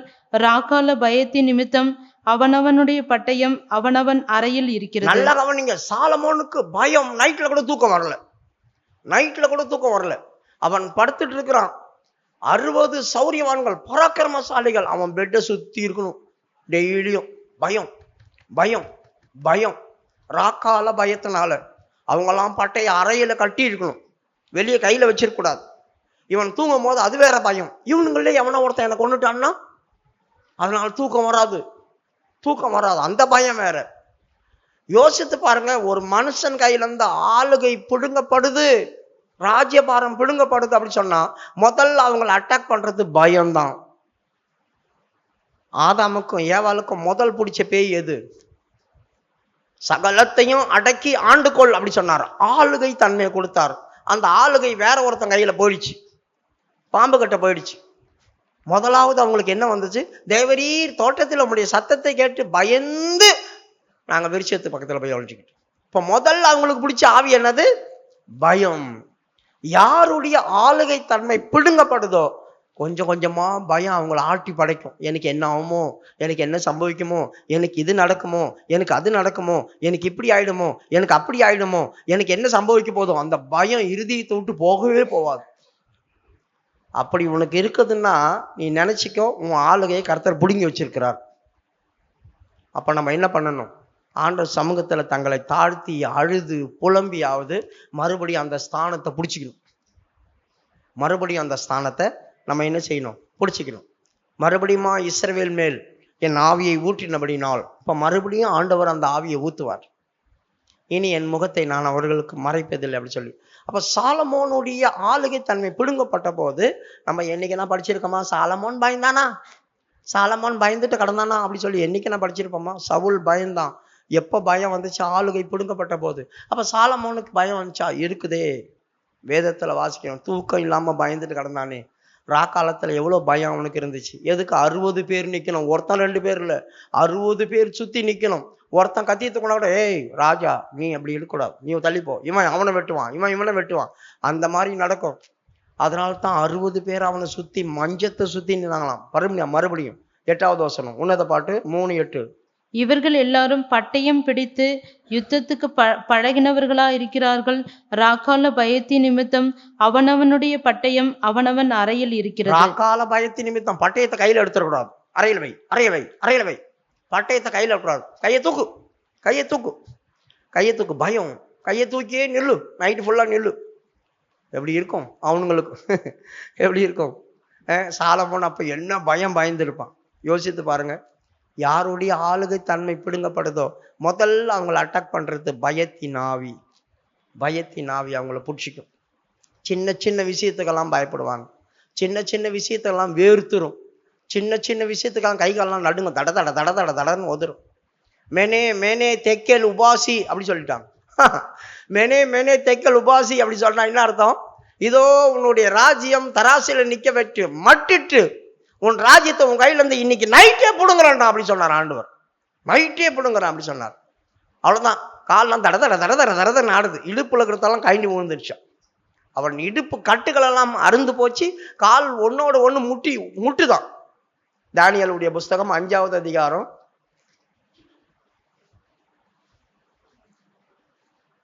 1 5:25. எழுதப்பட்ட எழுத்து என்னவென்றால் மெனே மெனே தெக்கேல் உப்பார்சின் என்பதே. இந்த வசனத்தின் அர்த்தமாவது. இல்ல அதெல்லாம் வேணாம். முத அவன் எழுதும் போது அந்த ராஜாவுடைய கட்டு அறந்துச்சு, கத்தனான் அவன். அதுலயே தான் இருக்கும். அவன் இடுப்பு கட்டு அருந்து கால் ஒன்னோடு ஒண்ணு முட்டிச்சான். முட்டி. யாராவது வசனம் எடுத்தா சத்தமா சொல்லுங்க. 5:6. அப்பொழுது ராஜாவின் முகம் வேறுபட்டது, அவனுடைய நினைவுகள் அவனை கலங்க பண்ணினது, அவனுடைய இடுப்பின் கட்டுகள் தளர்ந்தது, அவனுடைய முழங்கால்கள் ஒன்றோடொன்று மோதி கொண்டது. பாத்தீங்களா, அவன் முழங்கால்கள் ஒன்றோடு அந்த அளவுக்கு பயம் காலெல்லாம் உதிர்ந்து தடதடணும். இடுப்பு கட்டுகள் அருந்து போச்சுன்னா என்ன அர்த்தம்? கயண்டி ஊந்துருச்சு அப்படியே. எப்படி இருந்திருப்பான். அன்னைக்கே சொல்றாங்க, இன்று ராத்திரி நீ செத்து போயிடுவலாம், இன்னைக்கு நைட்டே நீ செத்து போயிடுவோம், உன் ராஜ்யத்தை நான் புடுங்கிட்டேன்றார். இவன் யாரு? நேபுகாத் நேச்சாருடைய பேர பையன். நேபுகாத் நேச்சாருடைய பேர பையன். இவனுக்கு அப்பா ஒருத்தன் ஆளுகை செய்தான். அவன் ஆளுகையை பத்தி பைபிள்ல போடவே இல்லை. அவன் ஆளுகையை பத்தி பைபிள்ல போடல. ஏன்னா இவன் தான் இஸ்ரவேலின் தேவனுக்கு விரோதமா கிரியை செய்தவன். யார் தெய்வத்துக்கு விரோதமா கிரியை செய்யறாங்களோ, யார் தெய்வத்துக்கு அடுத்த காரியங்களை செய்யறாங்களோ அவங்கள மட்டும்தான் போடுவாங்க. நீங்க பைபிள்ல படிக்கிறீங்களா, இவனுடைய மகன், இவனுடைய குமாரன், இவனுடைய பேர அப்படி சொல்லிட்டு அப்படியே இவனுடைய காலத்திலே. அப்ப நடுவுல இருந்த அத்தனை பேரை பத்தி இன்னும் அட்ரஸே இருக்காது. இப்ப இவர் காலத்துல என்ன செய்தாரோ அந்த காரியம் மட்டும் போட்டிருக்கோம். அப்படித்தான் யார் ஒரு ஆள் தெய்வத்துடைய கிரியைகளை பண்றாங்களோ இல்ல தெய்வத்துக்கு அகேன்ஸ்டா பண்றாங்களோ அவங்க வித்தியாசமா அவங்க வாழ்க்கையில் நடக்குதோ அவங்க பைபிள்ல வந்துருவாங்க. அப்ப இவங்க அப்பா வரல, இவன் வந்துட்டான். ஏன்னா இவர் தான் தேவாலயத்திலிருந்து கொண்டு வந்த பாத்திரத்தெல்லாம் எடுத்துன்னு அதுல தண்ணி ஊத்தி குடிக்கிறார், ஒயின் ஊத்தி. அதுல குடிச்சு ஒரு போதையில இவங்க தெய்வத்தெல்லாம் ஆராதிச்சு புகழ்ந்து பேசுறார். நான் அப்படி பண்ணேன், இப்படி பண்ணேன், அதை பண்ணேன். எழுதுது ஒரு கை. எங்க இருந்து வந்துச்சான் தெரியுமா? அது உங்களுக்கு தெரியுமா? அது ஒரு கை உறுப்பு தோன்றி எங்க இருந்து வந்துச்சு தெரியுமா? படிமா அந்த வசனத்தை. ஒரு கை உறுப்பு தோன்றி மேல இப்ப படிச்சியா? 5:24.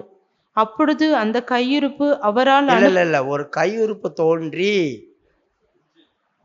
அவனுக்கு முன்பாக இருக்கிற செவுத்துல எழுதுச்சு. 5:5. அந்நேரத்திலே மனுஷ கைவிரல்கள் தோன்றி விளக்குக்கு எதிராக ராஜா அரண்மனையின் சாந்து பூசப்பட்ட சுவரிலே எழுதிற்று. எதுக்கு எதிராக?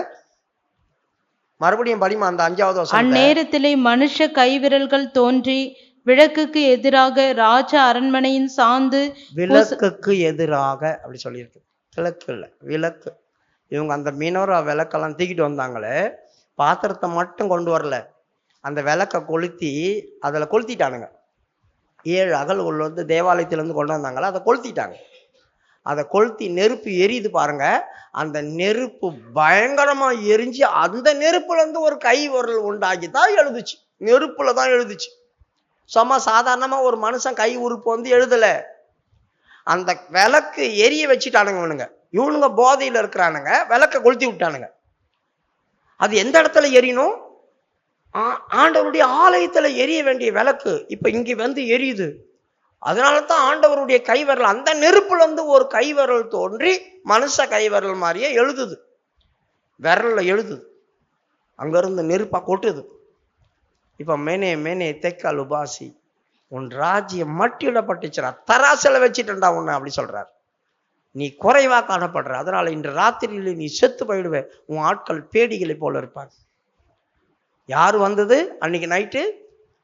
தரியு ராஜா வரோம் உள்ள. நைட்டோட நைட்டா தரியு. இவங்க எல்லா கதவையும் அடைச்சி வச்சிருந்தாங்க, ஒரு கதவை ஓபன் பண்ணி வச்சிருந்தாங்க, இவங்களுக்கே தெரியாது. அந்த வழியா இவங்களை காலி பண்ணிட்டோம் எல்லாரையும். ஏன்னா எல்லாம் போதையில இருந்தாங்க, ஒருத்தரும் சண்டை போட முடியல, எல்லாரையும் காலி பண்ணிட்டோம். இப்ப பாருங்க, ராஜ்யபாரம் ஒரு ஆள் கையில இருந்து பிடுங்கப்படுது அப்படி சொன்னா அவங்களை அட்டாக் பண்ற முதல் ஆவி என்ன? பயம். பயத்தின் ஆவி. எல்லா விஷயத்துக்கும் பயந்து பயந்து பயந்து, சின்ன விஷயம் கூட படப்படன்னு அடிக்குது, நெஞ்சு படப்படன்னு அடிக்குது அப்படி சொல்றோம் இல்லையா? என்ன ஆவி உனக்குள்ள கிரியை செய்யுது, படப்படன்னு அடிக்குது, உடனே வேர்க்கு படப்படன்னு வேர்க்குது, அப்படியே கை கால்லாம் நடுங்குது, கையெல்லாம் உதிருது. இதெல்லாம் எங்கேருந்து வருது? அப்போ ராஜ்யபாரம் பிடுங்கப்பட்டுச்சு. கர்த்தர் அதுக்குத்தான் புதிய ஏற்பாட்டுல வெளிப்படுத்தல் விஷயம் சொன்ன பார்த்தீங்களா? நம்மேல் அன்பு கூர்ந்து அவருடைய ரத்தத்தினால கழுவி நம்மை ராஜாக்களும் ஆசாரியர்களுமா மாத்திருக்கிறார். அந்த ஸ்தானத்தை மறுபடியும் புதிய ஏற்பாட்டு ஆளுங்களுக்கு கொடுக்குறார். 1:6 வெளிப்படுத்த. நம்மிடத்தில் அன்பு கூர்ந்து தமது இரத்தத்தினாலே நம்முடைய பாவங்களரை நம்மை கழுவி தம்முடைய பிதாவாகிய தேவனுக்கு முன்பாக நம்மை ராஜாக்களும் ஆசாரியர்களும் ஆக்கின அவருக்கு மகிமையும் வல்லமையும் என்றென்றைக்கும் பயந்த உண்டாயிருப்பதாக. அத்தனை பேரும் பிதாவாகிய தேவனை விட்டு ஓடினாங்க. பயப்படுற அத்தனை பேரும் பிதாவாகிய தேவனை விட்டு ஓடி போய் ஒளிஞ்சாங்க. விருட்சங்களுக்கு நடுவில் ஒளிஞ்சாங்க. உங்களுடைய சத்தத்தை கேட்ட உடனே ஓடி போய் ஒளிஞ்சுக்கிட்டேன், முன்னால நிக்க முடியல. ஆனா இப்ப என்ன நடக்குது? பிதாவுக்கு முன்பாக தைரியமாய் நிக்கத்தக்கதாய். எப்படி பாருங்க, எங்க இருந்து எப்படி மாறுது பாருங்க. பிடுங்கப்பட்ட ராஜ்யத்தை திருப்பி தரார். பிடுங்கப்பட்ட ராஜ்யத்தை நமக்கு திருப்பி தராரு. இப்ப நாம பயப்பட வேண்டிய அவசியம் இல்லை, தைரியமா நிக்கிறோம். ஆனா இந்த ஆவிகள்லாம் நம்ம கிட்ட கிரிகை செய்துச்சுனாக்கா மறுபடியும் இதே பயம் நம்ம கிட்ட வரும். கொடுக்கப்பட்டதான ராஜ்ய பாரம் பிடுங்கப்படும். அதை மறந்துடாதீங்க. திருப்பி கிடைச்சது. ஆனா அவங்க செய்யற மாதிரியே நானும் செய்தேன்னா எனக்கு கிடைச்ச அந்த ராஜ்யபாரம் பிடுங்கப்படும். அப்ப எனக்கு பயத்தின் ஆவி தானா வந்துடும். சின்ன சின்ன விஷயத்துக்கெல்லாம் ஒரு ஆளை இங்க வா அப்படி சொல்லி கூப்பிட்டோம்னா என்ன பேச போறாங்க, என்ன கேட்க போறாரு, என்ன கேட்க போறாரு, என்ன கேட்க போறாரு, அப்படி தட தட தட தட தடன்னு ஒதுருது. அப்ப என்னானே தெரியல, பயம். ஏன்? தப்பு செய்கிறோம்னு நமக்கு தெரியும், அதை மறைச்சு வச்சுக்கிறோம். ஒருவேளை அது தெரிஞ்சு போச்சோ, அதைத்தான் கேட்க போறாங்களோ, அதைத்தான் கேட்க போறாங்களோ. நான் ஒரு இடத்துல ஊழியம் செய்திருக்கும் போது ஒரு அம்மாவை கூப்பிட்டேன். பைபிள் ஸ்டடி முடியணும், ஏம்மா இங்க வா அப்படி சொல்லி கூப்பிட்டேன். அவங்க வந்து பிரதர் அதை பத்தி எனக்கு தெரியாது, நான் சொல்லல, அதை அவத்தான் சொன்னான்.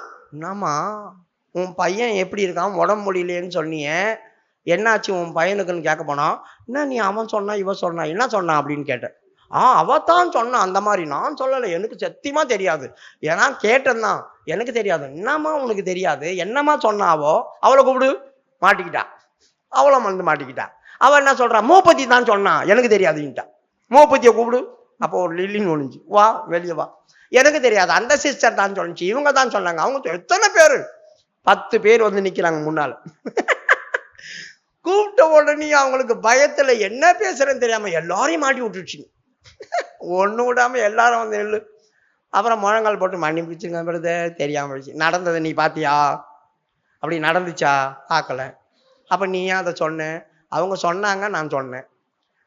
கண்ணால பார்ப்பதும் போய் காதால் கேட்பதும் போய் தீர விசாரித்தே ஆண்டவர் ஜட்ஜ்மெண்ட் கொடுப்பாருன்னு போட்டிருக்க. நீ கேட்டுட்டு நீ ஒரு கற்பனை பண்ணிப்பியா?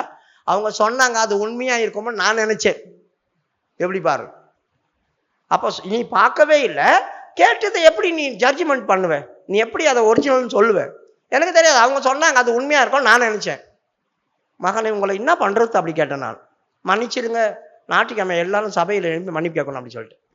ஞாயிற்றுக்கிழமை சபையில எல்லாரும் எழும்பி பப்ளிக்கா மன்னிப்பு கேட்கணும், ஆண்டவர் சமூகத்துல தெரியாம எதையோ பேசிட்டு இருந்தோம் அப்படி சொல்லிட்டு. ஒன்னால பாருங்க, எனக்கு ஆச்சரியமா, சும்மா கூப்பிட்ட ஒரு ஆளை அத்தனை பேரையும் மாட்டி விட்டுட்டு போயிடுச்சு. அப்ப உள்ளுக்குள்ள பயம் இருக்குது. நடக்காத காரியத்தை நடந்த மாதிரி பேசி கிரியேட் பண்றது, அப்படியே கிரியேட் பண்றது தேவையா? இது உனக்குள்ள நீ வந்து உனக்கு சொல்ல முடியாம உன்னொரு ஆள்கிட்ட போய் சொல்லி, உன்னொரு ஆள் படிச்சு, உன்னொரு காலத்தை பற்றி அப்படியே சொல்லி சொல்லி சொல்லி சொல்லி சொல்லி ஊர் கொளுத்தி. அவங்க பேர் என்ன? ஊர் கொளுத்தி. ஊரையே கொளுத்தி விட்டு வேலைக்கு பார்த்துன்னு இருப்பாங்க. ஊரே பத்தி எரியும், இவங்க நின்று அப்படி பார்த்துன்னு இருப்பாங்க. கேட்டவங்க அத்தனை பேருக்கும் எரியும், திக்கி திக்கி திக்கி திக்கின்னு. இவங்க சாதாரணமா இருப்பாங்க. அப்படி இருக்கக்கூடாது, நம்ம அப்படி செய்யக்கூடாது. எதுனா ஒரு காரியம் என்ன, அது உண்மையா நடந்துச்சா, நீ பாத்தியா, நீ பாத்தியா? இல்லை அவங்க சொன்னாங்க, அவங்க சொன்னாங்களா, நீ பாத்தியா? நான் அதான் கேட்பேன். எதுனா ஒரு காரியம் நீ பாத்தியா?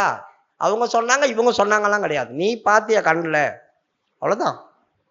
அந்த காரியத்தை கேட்கணுமே தவிர அதை விட்டுட்டு நம்ம போய் இஷ்டத்துக்கு நம்ம பேசிக்கூடாது. உன் ராஜ்யபாரம் பிடிங்கப்பட்டுரும், பயம் உனக்குள்ள தானா வந்துடும். இப்ப ராஜாக்களுடைய புஸ்தகத்துக்கு வாங்க.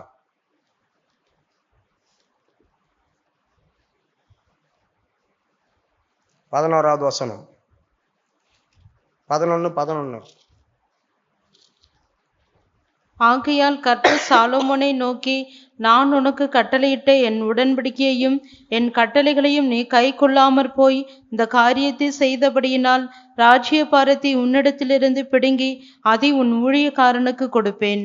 உன்னிடத்திலிருந்து பிடுங்கி அவங்ககிட்ட எப்படி சொல்றாரு பார்த்தீங்களா? உன் வேலைக்காரனை கொடுப்பேன்டா அது அப்படின்ற.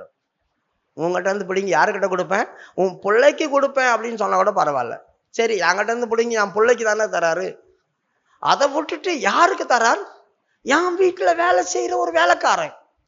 அவன் வந்து இந்த ஸ்தானத்துல உட்காந்தா என்னாவும் இவங்க அத்தனை பேரும் வேலைக்காரங்களா மாறுவாங்க. சாலமோன் குடும்பம் அத்தனை பேரும் வேலைக்காரங்களா மாறுவாங்க. எப்படி இருக்கோ இந்த வார்த்தை அவன் இருதயத்துல என்ன பண்ணியிருக்கும். அதுக்கப்புறமா ஒரு காரியத்தை ஆண்டவர் சொல்றாரு பாருங்க. ஆகிலும் உன் தகப்பனாகிய தாவீது நிமித்தம் நான் அதை உன் நாட்களிலே செய்வதில்லை. நல்லா கவனிங்க. ஒரு சில பேர் தப்பி பிழைக்கிறது ஒரு சில காரணத்து நிமித்தம். எதுக்கு தெரியுமா?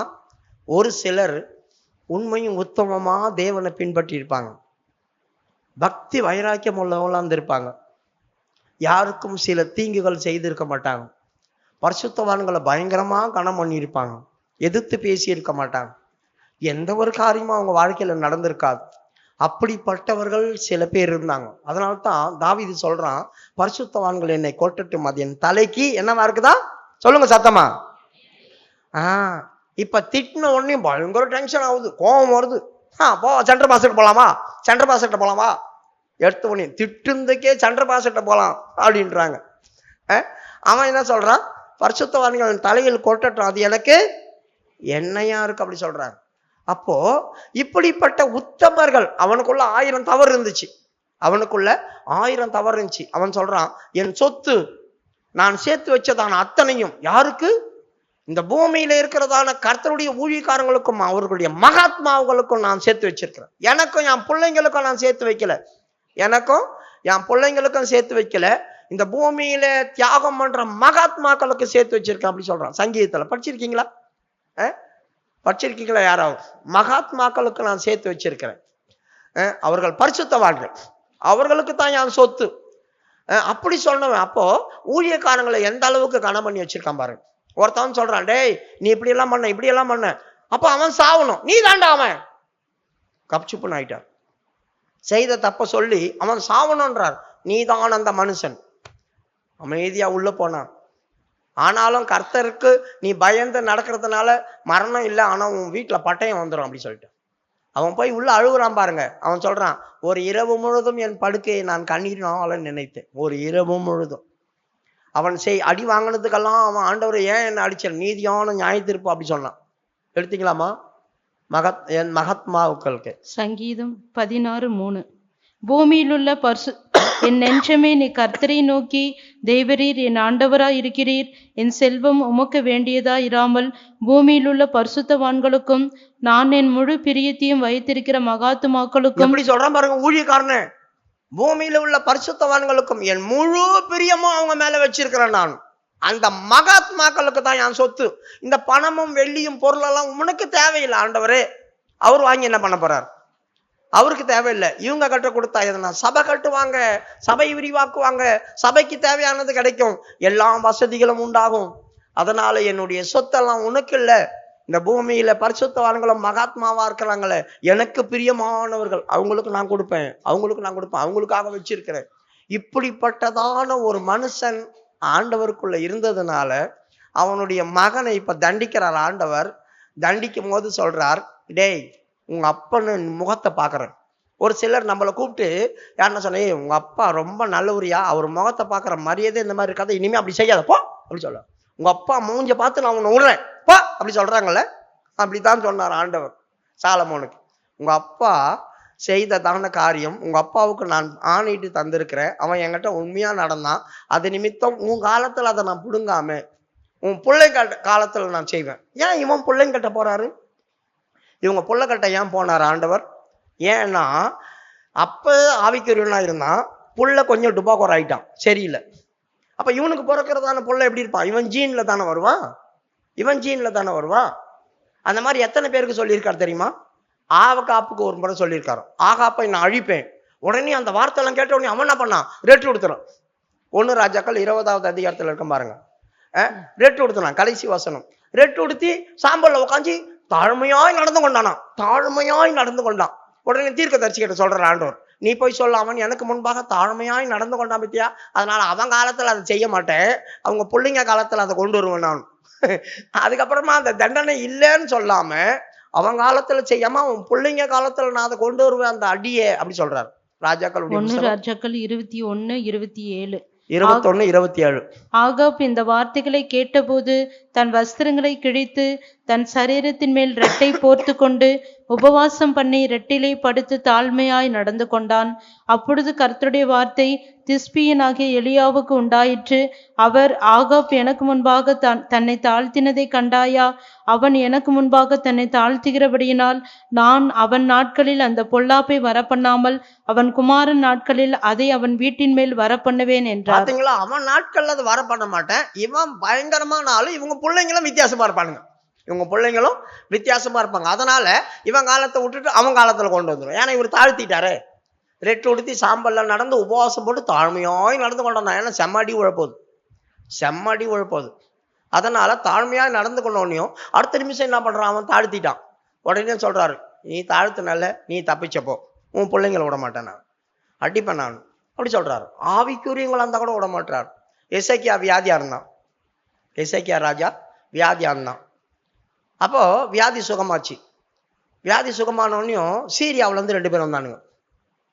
2 பேர் வந்து கிஃப்ட் எல்லாம் கொடுத்த உடனேயும் அங்க அப்படி சொல்லி வீட்டுல கொடுத்து அத்தனையும் காட்டிட்டார். கொண்டு போய் பொக்கிஷத்தை வரைக்கும் காட்டிட்டார். எல்லாத்தையும் ஓப்பன் பண்ணிட்டார். சில நேரங்களில் நம்ம யாருக்காவது பேசுவோம், அந்நியர்கிட்ட பேசும்போது நம்முடைய பர்சனல் ஜீவியத்தையும் சொல்லிடும். எல்லாத்தையும் ரொம்ப ஜாக்கிரதையா நம்ம பேசணும். இவன் எல்லாத்தையும் கொண்டு போய் காட்டிட்டான். அவரு போயிட்டாங்க, பார்த்துட்டு போன உடனேயும் இப்போ ஏசாயா தீர்க்கதரிசி வராரு.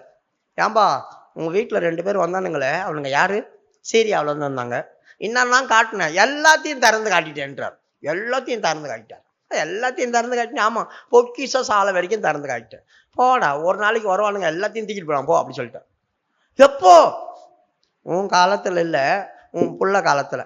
என் காலத்திலேயாவது சமாதானம் இருக்கட்டும்ல, அது போதும் அப்படி சொல்றோம். எப்படிப்பட்ட ஆளு பாதிவன். பிள்ளைங்க எந்த கதி கேட்டு போனா எனக்கு என்ன, என் காலத்துல சமாதானம் இருக்கல, அது எனக்கு போதும் போயா அப்படி சொல்லிட்டான். இவன் ஒரு ஆவிக்குரிய அப்பனா? யோசித்து பாருங்க. இப்ப தேவன் சில நேரங்கள்ல சில காரியங்கள் செய்யும் போது அவங்க இல்லாம அவங்கள தாண்டி அவங்க பிள்ளைங்களுக்கு வருது. அதுல தான் நிறைய பேர் அடிப்படுறோம். நாங்க என்ன பாவம் செய்தோம், இப்படி கஷ்டப்படுறோமே. நீ செய்யல பாவம். யாரோ செய்ததுல நீ மாட்டிக்கிட்ட அவஸ்தைப்படுற, அவ்வளவுதான். ரொம்ப ஜாக்கிரதையா இருக்கணும். அதனால ஆண்டவர் சொல்றாரு, தாவீதுக்காக நான் என்ன செய்ய மாட்டேன், உன் காலத்துல அதை செய்ய மாட்டேன், உன் புள்ள காலத்துல நான் அதை செய்வேன், அதை நான் செய்வேன் அப்படி சொல்லி. அது கீழ் வசனம். ஆனாலும் ராஜ்யம் முழுவதையும் நான் பிடுங்காமல் என் தாசனாகி தாவீது நிமித்தமும் நான் தெரிந்து கொண்ட எருசலேமின் நிமித்தமும் ஒரு கோத்திரத்தை நான் உன் குமாரனுக்கு கொடுப்பேன் என்றார். நல்ல கவனிங்க, நான் தண்டனை கொடுப்பேன், ஆனா முழுசா இல்ல. நான் தாவீதுக்கு சொல்லிட்டேனே, அதனால 10 கோத்திரத்தை பிரிச்சுட்டு உனக்கு ஒரே ஒரு கோத்திரத்தை கொடுப்பேன். அதுவும் எந்த மாதிரி கோத்திரத்தை கொடுக்கிறார் ஆண்டவர்? பென்யமீன் கோத்திரத்தை தரார். யாருக்கு? யூதாவுக்கு பென்யமீன் கோத்திரத்தை தரார். அவனுக்கும் இவனுக்கும் சம்பந்தமே கிடையாது. யூதா கர்த்தரை துதி, பென்யமீன் பீறுகிற ஓனாய் இதுல வந்து சேருது. அப்ப எவ்வளவு பிரச்சனை இருக்கா இவங்களுக்கு? சாதாரணமா இருப்பாங்கன்னு நினைக்கிறீங்களா? இவங்க நைட்டு ஃபுல்லா திரிஞ்சு கொள்ளடிப்பானா, காலையில் வரைக்கும் கொள்ளையை பங்கிடுவானா. பென்யமீன் ஒரு எலும்பை கூட விற்க மாட்டான். அந்த ஓனாய் அது ஒரு எலும்பை கூட காலையில வைக்க மாட்டான், எல்லாத்தையும் சாப்பிட்டு முடிச்சிருமா. அந்த மாதிரி ஒரு ஆளை இவனுக்கு தராரு. மாற்றா, உனக்கு ஒரு ராஜ்யத்தை கொடுப்பேன், ஆனா பிரச்சனையா தான் உனக்கு இருக்கும். அவனால உனக்கு பிரச்சனை இருக்கும், அவன் எதிர்த்துட்டே இருப்பான். இப்படிப்பட்டதான காரியத்தை சொல்லி முடிச்ச பேரு ஆண்டவர் என்ன செய்யறார்? ஒரு விரோதி அவனுக்கு எழுப்புறார். ஆதாத் அப்படி சொல்லி 14வது வசனம். கர்த்தர் ஏதோமியனாகிய ஆதாத் என்னும் ஒரு விரோதியை சாலோமோனுக்கு எழுப்பினார். ஆதாத் அப்படி சொல்ற ஒரு ஆளை எழுப்பினாராம். ஆதாத் அப்படி சொன்னா என்ன தெரியுமா? சார்ந்து கொள், அந்த பேருக்கு அர்த்தம் சார்ந்து கொள், துணை நில்லு அப்படி சொல்ற மாதிரி. இவன் யாருக்கிட்ட சார்ந்திருப்பான்? அந்நியரோடு சார்ந்திருந்து ஆவிக்குரியவங்களை எதிர்ப்பு. இவங்க யாரு? ஏதோமியர்கள் அப்படி சொன்னா, ஏதோம் அப்படி சொன்னா சிகப்பு அப்படின்னு அர்த்தம். ஏதோம்னா என்ன? சிகப்பு. யார் இந்த ஏதோமியர்கள்? ஏசாவுடைய பரம்பரையில வந்தவங்க. ஆதியாகமம் 25வது அதிகாரத்துல வரும்போது 27வது வசனத்துல, ஒரு நாள் ஏசா ரொம்ப டயர்டா வருவான். வேட்டையாடிட்டு ஒன்றும் இல்லை, பசி தாங்க முடியாது. அப்போ யாக்கோப் கூழு காய்ச்சிட்டு இருப்பார், சிகப்பு கூழு. காசிட்டு இருப்பானா, இவன் வந்து கேட்பான், எப்பா பசிக்குது, சோறு பண்ணும், அந்த கூழ் எனக்கு கொஞ்சம் கொடு அப்படி சொல்றான். இந்த கூழ் நான் உனக்கு கொடுத்துட்டு நான் என்ன பண்றது? குடியா, அப்ப உனக்கு நான் என்ன தரணும்? உன் சேஷ்ட புத்திர பாகத்தை எனக்கு கொடுத்துரு அப்படி சொன்னான். நானே பசியில செத்துட்டேன்னா அந்த சேஷ்ட புத்திர பாகம் யாருக்கு வேணும்? அது எனக்கு எதுக்கு? பிரியமானவர்களே, ஏசாவுக்கு புத்தி இல்லாம போன காரணம் உனக்கு நிறைய விஷயங்கள் இதுல இருக்கு. இப்ப நான் அதை கொண்டு வர முடியாது. இவர் எப்போ வந்தார்? பகல்ல வந்தார், கூழு காசின்னு இருக்கிற நேரத்துல, மத்தியானம் டைம்ல. அப்ப மத்தியான டைம்ல இவர் எப்ப மனசஞ்சாரி தானே, தான் அப்பா வீட்டுல எவ்வளவு சொத்து இருக்குன்னு கூட தெரியாது, எவ்வளவு சொத்து இருக்குன்னு கூட தெரியாது. ஆடு மாடுகள் தான் அதிகமா இருக்கு ஈசா கிட்ட, யாக்கோபு இருந்த நாட்கள்ல. இப்ப ஆடு மாடுகள்லாம் எப்ப கொண்டு போவாங்க? ஓட்டை கொண்டு போயிடுவாங்க. அப்ப வீட்டுல என்ன இருக்கும்? 4 குட்டிகளோ 5 குட்டிகளோ தான், குட்டிங்களை கொண்டு போக மாட்டாங்க, குட்டிகள்லாம் வீட்டுல இருக்கும். அப்ப இவர் வரும்போது 4-5 குட்டிங்க கிடக்குது, இது ஒரு சேஷ்ட புத்திர பாகம், எடுத்துன்னு போடா இந்த குட்டிங்களை, நான் வேட்டையாடி சம்பாரிச்சுப்பேன். அவன் எவ்வளவு பாருங்க, கூழை கொடுத்துட்டு ஆட்டுக்குட்டிகளை காமிச்சு வாங்கிட்டான். அவன் எழும்பி போகும்போது அது நிமித்தமான ஏதோம் அப்படி சொன்னாங்களாம், சிகப்பு மனிதன். இப்ப இவனுடைய வம்சத்துல வரவங்க தான் இவங்க, மோசமானவங்க.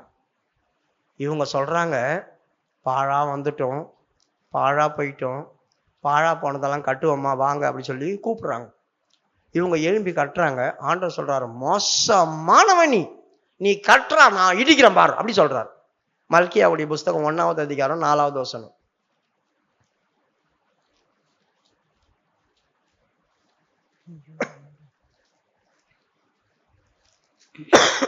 ஏதோமியர், நாம் எளிமைப்பட்டோம், ஆனாலும் பாழானவைகளை திரும்ப கட்டுவோம் என்று சொல்லுகிறார்கள். அதற்கு கர்த்தர், அவர்கள் கட்டுவார்கள், நான் இடிப்பேன். நல்லா கவனிங்க, சாதாரணமானதல்ல. அவங்களே சொல்றாங்க, பாழாயிட்டோம், கெட்டு போனோம், சரி கொஞ்சமாவது அப்படியே அட்ஜஸ்ட் பண்ணி அதெல்லாம் கட்டி மேலே வந்துடும் அப்படி சொல்லி மேலே வரலான்னு முயற்சி பண்றாங்க. ஆண்டவர் சொல்ற, நீ கட்டுறியா கட்டு, நான் இடிக்கிறேன் பாரு. அது நாம எதனா ஒரு பிரச்சனை அப்படி சொன்னாக்கா ஆண்டவர்கிட்ட போவோம். ஆண்டவரே நமக்கு பிரச்சனைனா எங்க போவோம் சொல்லுங்க பார்க்கலாம்? ஆண்டவரே ஒரு மனுஷனுக்கு பிரச்சனை வந்துட்டா எங்க போவோம்? இவன் கெதி என்ன ஆகும் யோசித்து பாருங்க. தேவனே சத்ரு. இப்ப இந்த ஏதோமியர் ஆண்டவர் எழுப்பினார். எதுக்காக இவன் சாலமோனுக்கு விரோதியா மாறினான் தெரியுமா? தாவீது இருந்த நாட்கள்ல ஒரு சேனாதிபதியும் இருந்தான். தாவீது போய் நிறைய பேரை கொண்டு போட்ட போது அந்த சேனாதிபதி போய் அவங்களை அடக்கம் பண்ணான். இவன் என்ன பண்ண தெரியுமா? அங்கிருந்து கொஞ்சம் ஆட்களை கூட்டிட்டு ஓடி போயிட்டான். எங்க? எகிப்துக்கு ஓடி போயிட்டான். படிமா ராஜாக்களுடைய புஸ்தகம் கீழே 15. தாவீது ஏதோமில் இருக்கும்போது படைத்தலைவனாகிய யோவாப் ஏதோமில் உள்ள ஆண் மக்களை எல்லாம் சங்கரித்து வெட்டுண்டவர்களை அடக்கம் பண்ண போனான். அவர்களை எல்லாம் சங்கரிக்கும் அளவும் தானும் இஸ்ரவேல் அனைத்தும் அங்கே 6 மாதம் இருக்கும்போது ஆதாதும் அவனோடே கூட அவன் தகப்பனுடைய ஊழியக்காரரில் சில ஏதோமியரும் எகிப்திற்கு போக ஓடி போனார்கள். ஆதாத் அப்பொழுது ஒரு சிறு பிள்ளையாயிருந்தான். பாத்தீங்களா? எகிப்துக்கு ஓடிட்டாங்க. இவன் ஒரு சின்ன பையன். போகும்போது அவங்க அப்பா நான் சொல்லியிருப்பான், இந்த தாவீது குடும்பம் இருக்க நம்ம குடும்பத்தை அழிச்சிடுச்சு, இந்த தாவீது குடும்பம் இருக்க நம்ம குடும்பத்தை அழிச்சிடுச்சு. அப்போ ஒரு சிறு பிள்ளை அப்படி சொன்னாக்கா 15 வயசுக்கு மேல, சாதாரண மேல தம்கூண்டு நினைச்சுக்காதீங்க. 15 வயசு 17 வயசுக்கு மேல இருக்கும் அவங்களதான். ஏன்னா வாலிப வயசுனா 40 வயசு. யூதர்கள்ல வாலிப வயசுனா 40 வயசு தான் வாலிப வயசு. அப்பதான் கல்யாணமே பண்ணுவாங்க. அப்ப இவர் 20 வயசுனா கூட சிறு பிள்ளை தான். அவர் சிறு பிள்ளையா இருந்தார். இவர் எகிப்துக்கு ஓடிட்டார். எகிப்துக்கு போன உடனேயும் இவர் யாரு? ராஜ குலத்தை சேர்ந்தவன், ராஜ பரம்பரையில வந்தவன். 14வது வசனம் கடைசியா வாசி. கர்த்தர் ஏதோமியனாகிய ஆதாத் என்னும் ஒரு விரோதியை சாலமோனுக்கு எழுப்பினார். இவன் ஏதோமில் இருந்த ராஜகுலமானவன். பாத்தியா, இவன் ராஜாவுடைய வம்சத்துல வந்தவன், ஆளுகை செய்தவன். ஆனா இவன் போய் என்ன பண்ணான்? ஏதோமெல்லாம் காலி பண்றான். யாரு? தாவீது. காலி பண்ணும்போது இவர் என்ன பண்ணார்? அவங்க அப்பா கொஞ்சம் ஏதோமியெல்லாம் கூட்டிட்டு போயிட்டார். போய் எகிப்துல இருந்தான். எகிப்துல ஒரு ராஜா இருந்தான். அவன் கண்கள்ல இவனுக்கு மிகுந்த தயவு கிடைச்சது. அவனுக்கு ஒரு வீடை கொடுத்தான், அவனுக்கு ஒரு நிலத்தை கொடுத்தான். அவனுடைய மனைவியுடைய சகோதரிய இவனு கல்யாணம் பண்ணி வச்சுட்டான். மனைவியுடைய சகோதரிய இவனு கல்யாணம் பண்ணி வச்சுட்டான். அவன் இவனுக்கு ஒரு குழந்தை பெற்றெடுத்தான். 19. ஆ, ஆதாதுக்கு பார்வோனின் கண்களில் மிகுந்த தயை கிடைத்தபடியினால் அவன் ராஜஸ்திரீயாகிய தாப்பெனேஸ் என்னும் தன் மனைவியின் சகோதரியை அவனுக்கு விவாகம் செய்து கொடுத்தான். தாப்பெனேசின் சகோதரியாகிய இவள் அவனுக்கு கேனுபாத் என்னும் ஒரு குமாரனை பெற்றாள். கேனுபாத் அப்படின்னு சொல்லி ஒரு குமாரனை பெத்தாளாம். கேனுபாத் அப்படி சொன்னா என்ன தெரியுமா? அடிமை, அடிமைத்தனம். பேர் வைக்கிற பாருங்க பிள்ளைக்கு. ஏன்னா இவங்க எகிப்தில் இருக்காங்க, சுய தேசத்துல இல்லை. இவர் ராஜா கட்டுப்பாட்டுக்குள்ள இருக்கிறார். ஆனா அவன் நல்லா தான் வச்சிருக்கிறான். எதுக்கு அவன் அடிமைன்னு பேர் வச்சாள்? அடிமைன்னு பேர் வச்சுட்டான். இப்போ கொஞ்ச நாள் ஆச்சு. கொஞ்ச நாள் ஆனோடனே தாவீதும் அவனுடைய சேவகரும் தளபதியும் செத்து போயிட்டாங்க. தாவீதும் தளபதியும் செத்து போயிட்டாங்க. செத்து போன உடனே அவன் சொல்றான் இந்த ராஜா கிட்ட போய், நான் என் சுய தேசத்துக்கு போனேயா, எனக்கு சொந்த தேசம் இருக்கு, அங்க போனோம். அந்த ராஜா கேட்கறான், உனக்கு எங்கே குறை வச்சேன்? என் மனைவியுடைய தங்கச்சி உனக்கு கல்யாணம் பண்ணி வச்சேன், உங்களுக்கு என்ன குறை வச்சேன்? உன் பையனுக்கு அடிமைன்னு பேர் வச்சிருக்கிற, ஆனா உன் பையனை நான் அடிமை மாதிரியா நடத்தினேன். என் பிள்ளைங்க கூட அவங்க விளையாடுறான், என் பிள்ளைங்க கூட விளையாடுறான். படிமா 20வது வசனம். தாப்பெனேசின் சகோதரியாகி இவள் அவனுக்கு கேனுபாத் என்னும் ஒரு குமாரனை பெற்றாள். அவனை தாப்பெனேஸ் பார்வோனின் வீட்டிலே வளர்த்தாள். பாத்தீங்களா? பார்வோன் வீட்டுல வளர்ந்தான். ஏயா நீ பேர் அடிமைன்னு வச்சுட்ட, ஆனா நான் அவன் பிள்ளைய அடிமையான வச்சிருந்தேன், சுயாதீனமா இளவரச மாதிரி வச்சிருந்தேன். என் வீட்டுல வளர்றான், உனக்கு என்ன குறை? எதுக்கு என்னை விட்டு போற அப்படின்னு சொல்லி கேட்கறான். இல்ல, நான் போக வேண்டிய அவசியம் இருக்கு, என் ராஜ்யத்தை நான் பிடிக்கணும், அதுக்காக நான் போறேன் அப்படி சொல்லி இவன் என்ன செய்தான்? அங்கிருந்து கிளம்பி வந்துட்டான். யோசித்து பாருங்க, சாலமோன் செய்ததுக்கு விரோதி எங்க இருந்து எப்ப எழும்புறான் பாருங்க. அப்பம் கொன்னான், அப்பம் கொன்னான், கரம் கரம் கரம் கரம்னு வச்சு புள்ள காலத்துல சண்டை போட வரான் ஒருத்தன். புள்ள காலத்துல சண்டை போட வரான் ஒருத்தன். எங்க இருந்து? எகிப்தில இருந்து வரான். தன்னை பலப்படுத்திக்கிட்டு தன்னை தேத்திக்கிட்டு கொஞ்சம் ஆளுங்களை கூப்பிட்டுட்டு வரான். அப்போ சாலமோனுக்கு நிம்மதி இருந்திருக்குமா? சாலமோன் பேர் வச்சு சமாதானம் இருந்திருக்குமா? சமாதானம் அவனை விட்டு எப்பயே போயிருக்கும். சமாதானம் அவனை விட்டு எப்போ போயிருக்கும். இது இல்லாம இன்னொரு ஆளை ஆண்டவர் எழுப்புறாரு. 23வது வசனம். எலியாதாவின் குமாரனாகிய ரேசோன் என்னும் வேறொரு விரோதியை தேவன் எழுப்பினார். ரெட்சோன் அப்படி சொல்லி ஒரு ஆளை எழுப்புறாராம். ரெட்சோன் அப்படி சொன்ன என்ன? முந்தி, துவக்கத்திலே நான் தான் ஃபர்ஸ்ட், எல்லாத்துலேயும் நான் தான் முந்தி நிற்கணும், எல்லாத்துலேயும் நான் தான் முதல் நிற்கணும், நான் சொல்றத தான் செய்யணும், நான் தான் எல்லாத்துக்கும், நான் தான் முதல். இவங்க பேர் தான் ரெட்சோன். இந்த சபையிலேயே நான் தான் அப்படி சொன்னா நீ தான் ரெட்சோன். இது ஆண்டவருடைய சபை, அதை புரிஞ்சுங்க. அப்ப யாரெல்லாம் முந்தி நான் தான் ஃபர்ஸ்ட், நான் தான் ஃபர்ஸ்ட், நான் தான் ஃபர்ஸ்ட் அப்படி சொல்றாங்களோ அந்த ரெட்சோன். இந்த ஆதாத்து சார்ந்து கொள்ளுவான் அப்படி சொல்லியிருக்கு இல்லையா, இவன் கூட வந்து சார்ந்துக்கிட்டான். ரெண்டு விரோதியும் ஒண்ணு சேர்றாங்க. கீழே படிமா. தாவீது இவன் தன் ஆண்டவனாகிய ஆதாதேசர் என்னும் சோபாவின் ராஜாவை விட்டு ஓடிப்போய் தாவீது சோபாவில் உள்ளவர்களை கொன்று போடுகையில் அவன் தன்னோட சில மனுஷரை சேர்த்து கொண்டு அந்த கூட்டத்திற்கு தலைவனானான். இந்த ரெக்சோன் யாரு? சேபா. அந்த தேசத்துல இருக்கும்போது தாவீது கொஞ்சம் பேரை கொல்றான். இவன் என்ன பண்ணான்? தப்பிச்சு ஒரு ஆளுகளை கூட்டிட்டு ஓடிட்டான். ஓடிட்டு அந்த ஜனங்களுக்கு இவன் தலைவனா இருந்தான். தலைவனா இருந்த போது இப்ப தாவீது செத்து போயிட்டான்னு கேள்விப்பட்டு, தாவீது இருக்கிற வரைக்கும் கையை வைக்க முடியல. ஏன்னா தாவீதுக்காக கர்த்தர் இருந்தார், அதனால இவங்க கையை வைக்க முடியல. இப்போ இவங்க என்ன பண்றாங்க? தாவீதும் செத்துட்டான், அவன் சேனாதிபதியும் செத்துட்டான்னு தெரிஞ்ச உடனேயும் இவங்க ரெண்டு பேரும் ஒண்ணு சேர்ந்து வராங்க. கீழே படி. இவர்கள் தமஸ்குவுக்கு போய் அங்கே குடியிருந்து தமஸ்குவில் ஆண்டார்கள். ஆதாத்து பொல்லாப்பு செய்ததும் அல்லாமல் ரேசோன் சாலமோனுடைய நாளெல்லாம் இஸ்ரவேலுக்கு விரோதியாகி. நல்ல கவனிங்க, ஆதாத்து பொல்லாப்பு செய்தா, அதனால்தான் இவர்கள் பொல்லாப்பு நிமித்தம் அப்படின்னு ஆண்டவர் சொல்றாரு. இந்த ஏதோமியர்கள் பொல்லாப்பு செய்வாங்க, பயங்கரமான பொல்லாப்பு செய்வாங்க. செய்யாததை செஞ்சன்னு சொல்லுவாங்க, நடக்காத நடக்குதுன்னு சொல்லுவாங்க. இப்படிப்பட்டதான காரியங்களை செய்யறவங்க எப்பவும் பொல்லாப்பு. இவன் பொல்லாப்பு செய்தது இல்லாம ரெக்சோனோட சேர்ந்துக்கிட்டான். கூட்டு களவாணிகள் கூட்டு சேருவாங்க. நீ வா நீ வா நீ வா, நம்மெல்லாம் ஒண்ணு சேர்ந்துருவோம், நம்மெல்லாம் ஒண்ணு சேர்ந்துருவோம் அப்படி சொல்லி எல்லாரையும் ஒண்ணு சேர்க்கிற ஆவிகள் இது. கீழே. சாலமோனுடைய நாளெல்லாம் இஸ்ரவேலுக்கு விரோதியாகி சீரியாவின் மேல் ராஜாவா இருந்து. பாத்தீங்களா? இவங்க எங்க போய் ஒண்ணு சேர்ந்து வெள்ளப்பட்டுக்கிட்டாங்கன்னா சீரியாவில் போய் உட்காந்துக்கிட்டான். சீரியாவில் ராஜாவா இருந்து சாலமோனுடைய நாட்கள்லாம் சமாதானத்துக்கு எடுத்துகிட்டே இருந்தாங்க. சாலமோனுடைய நாட்கள்லாம் சமாதானத்தையே கெடுத்துட்டு இருந்தாங்க இந்த 2 பேரும். இது இல்லாம சாலமோனுடைய வீட்டில் இருக்கிற ஒரு ஆள் ஆண்டவர் எழுப்புறார். அவன் தான் யெரொபெயாம். 26. ம் சேரதா ஊரில் உள்ள எப்ராயிம் மனுஷனாகிய நேபாத்தின் குமாரன் யெரொபெயாம் என்னும் சாலொமோனின் ஊழியக்காரனும் ராஜாவுக்கு விரோதமாய் கையெடுத்தான். அவனுடைய தாய் செருகால் என்னும் பேருள்ள ஒரு விதவை. இப்போ ஒரு ஆள் ஆண்டவர் எழுப்புறார். அவன் ஒரு வாலிபன், பயங்கரமானவன். இவனை எழுப்புறாரு. இவனை எழுப்பும் போதே எடுத்தவனையும் இவனுக்கு விரோதி ஆக்கல. எடுத்தவனையும் இவனை விரோதி ஆக்கல. இவன் ஆண்டவர் செலக்ட் பண்ணி வச்சார். ஒரு தீர்க்கதரிசி தான் வந்து சொல்றான். அவனை உத்து பார்க்கறான். யார? இந்த யெரொபெயாம உத்து பார்த்து அழுகுறான். எதுக்குடா நீ உத்து பார்த்து அழுகுறன்னு போது சில விஷயம் சொல்றான் அவன். அவன் ராஜாவுக்கு விரோதமாய் கையெடுத்து முகாந்தரம் என்னவென்றால், சாலொமோன் மில்லோவை கட்டி தன் தகப்பனாகிய தாவீதுடைய நகரத்தின் இடிந்து போன இடங்களை பழுது பார்த்தபோது யெரொபெயாம் என்பவன் பராக்கிரமசாலியாயிருந்தான். அவன் காரிய சமர்த்தனான வாலிபன் என்று சாலொமோன் கண்டு யோசேப்பு வம்சத்தாரின் காரியத்தை எல்லாம் அவன் விசாரிப்புக்கு ஒப்புவித்தான். அக்காலத்திலே யெரொபெயாம் எருசலேமிலிருந்து வெளியே போகிற போது சீலோனியனான அகியா என்னும் தீர்க்கதரிசி புது சால்வையை போர்த்து கொண்டிருந்து வழியிலே அவனை கண்டான். இருவரும் வயல்வெளியிலே தனித்திருக்கையில் அகியா தன் போர்த்து கொண்டிருந்த புது சால்வையை பிடித்து அதை 12 துண்டாக கிழித்து போட்டு யெரொபெயாமை நோக்கி, 10 துண்டுகளை எடுத்துக்கொள்.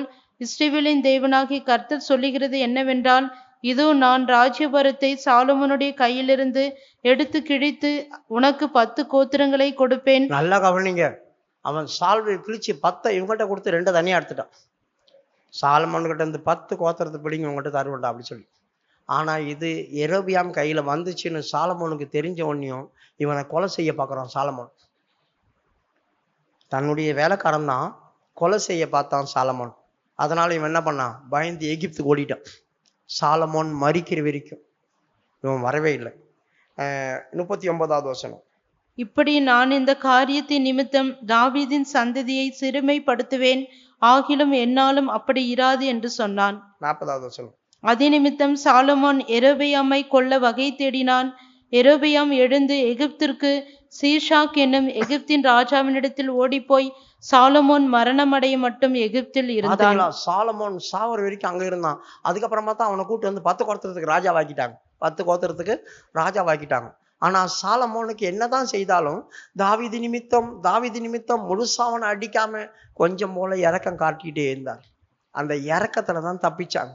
இல்லைன்னா தாவீதுடைய குடும்பம் முழுசா அழிஞ்சு போயிருக்கும். இவன் பண்ண அநியாயத்துக்கு தாவீதுடைய சின்ன காரியம்தான் அஸ்தரோத்தை உள்ள கொண்டு வந்தான். எவ்வளோ விஷயம் நடந்துச்சு பார்த்தீங்களா? அவன் வாழ்க்கையில நினைச்சு பார்த்துருப்பானா?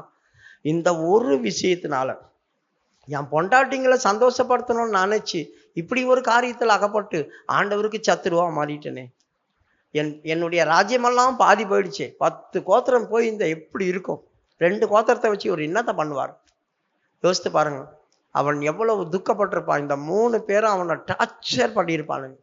இவன் எப்போ வருவானோ அப்படி சொல்லி பயம் அவன் வாழ்க்கையில் இருந்திருக்கும். அதனால தான் தூங்கும் போதே அவனை வந்து கொண்டுடுவான் அப்படி சொல்லி ராக்கால பயத்தினால 60 பேர் சௌரியவான்கள் அவனை பஞ்சத்தை சுத்தி உட்கார வச்சிருந்தான்.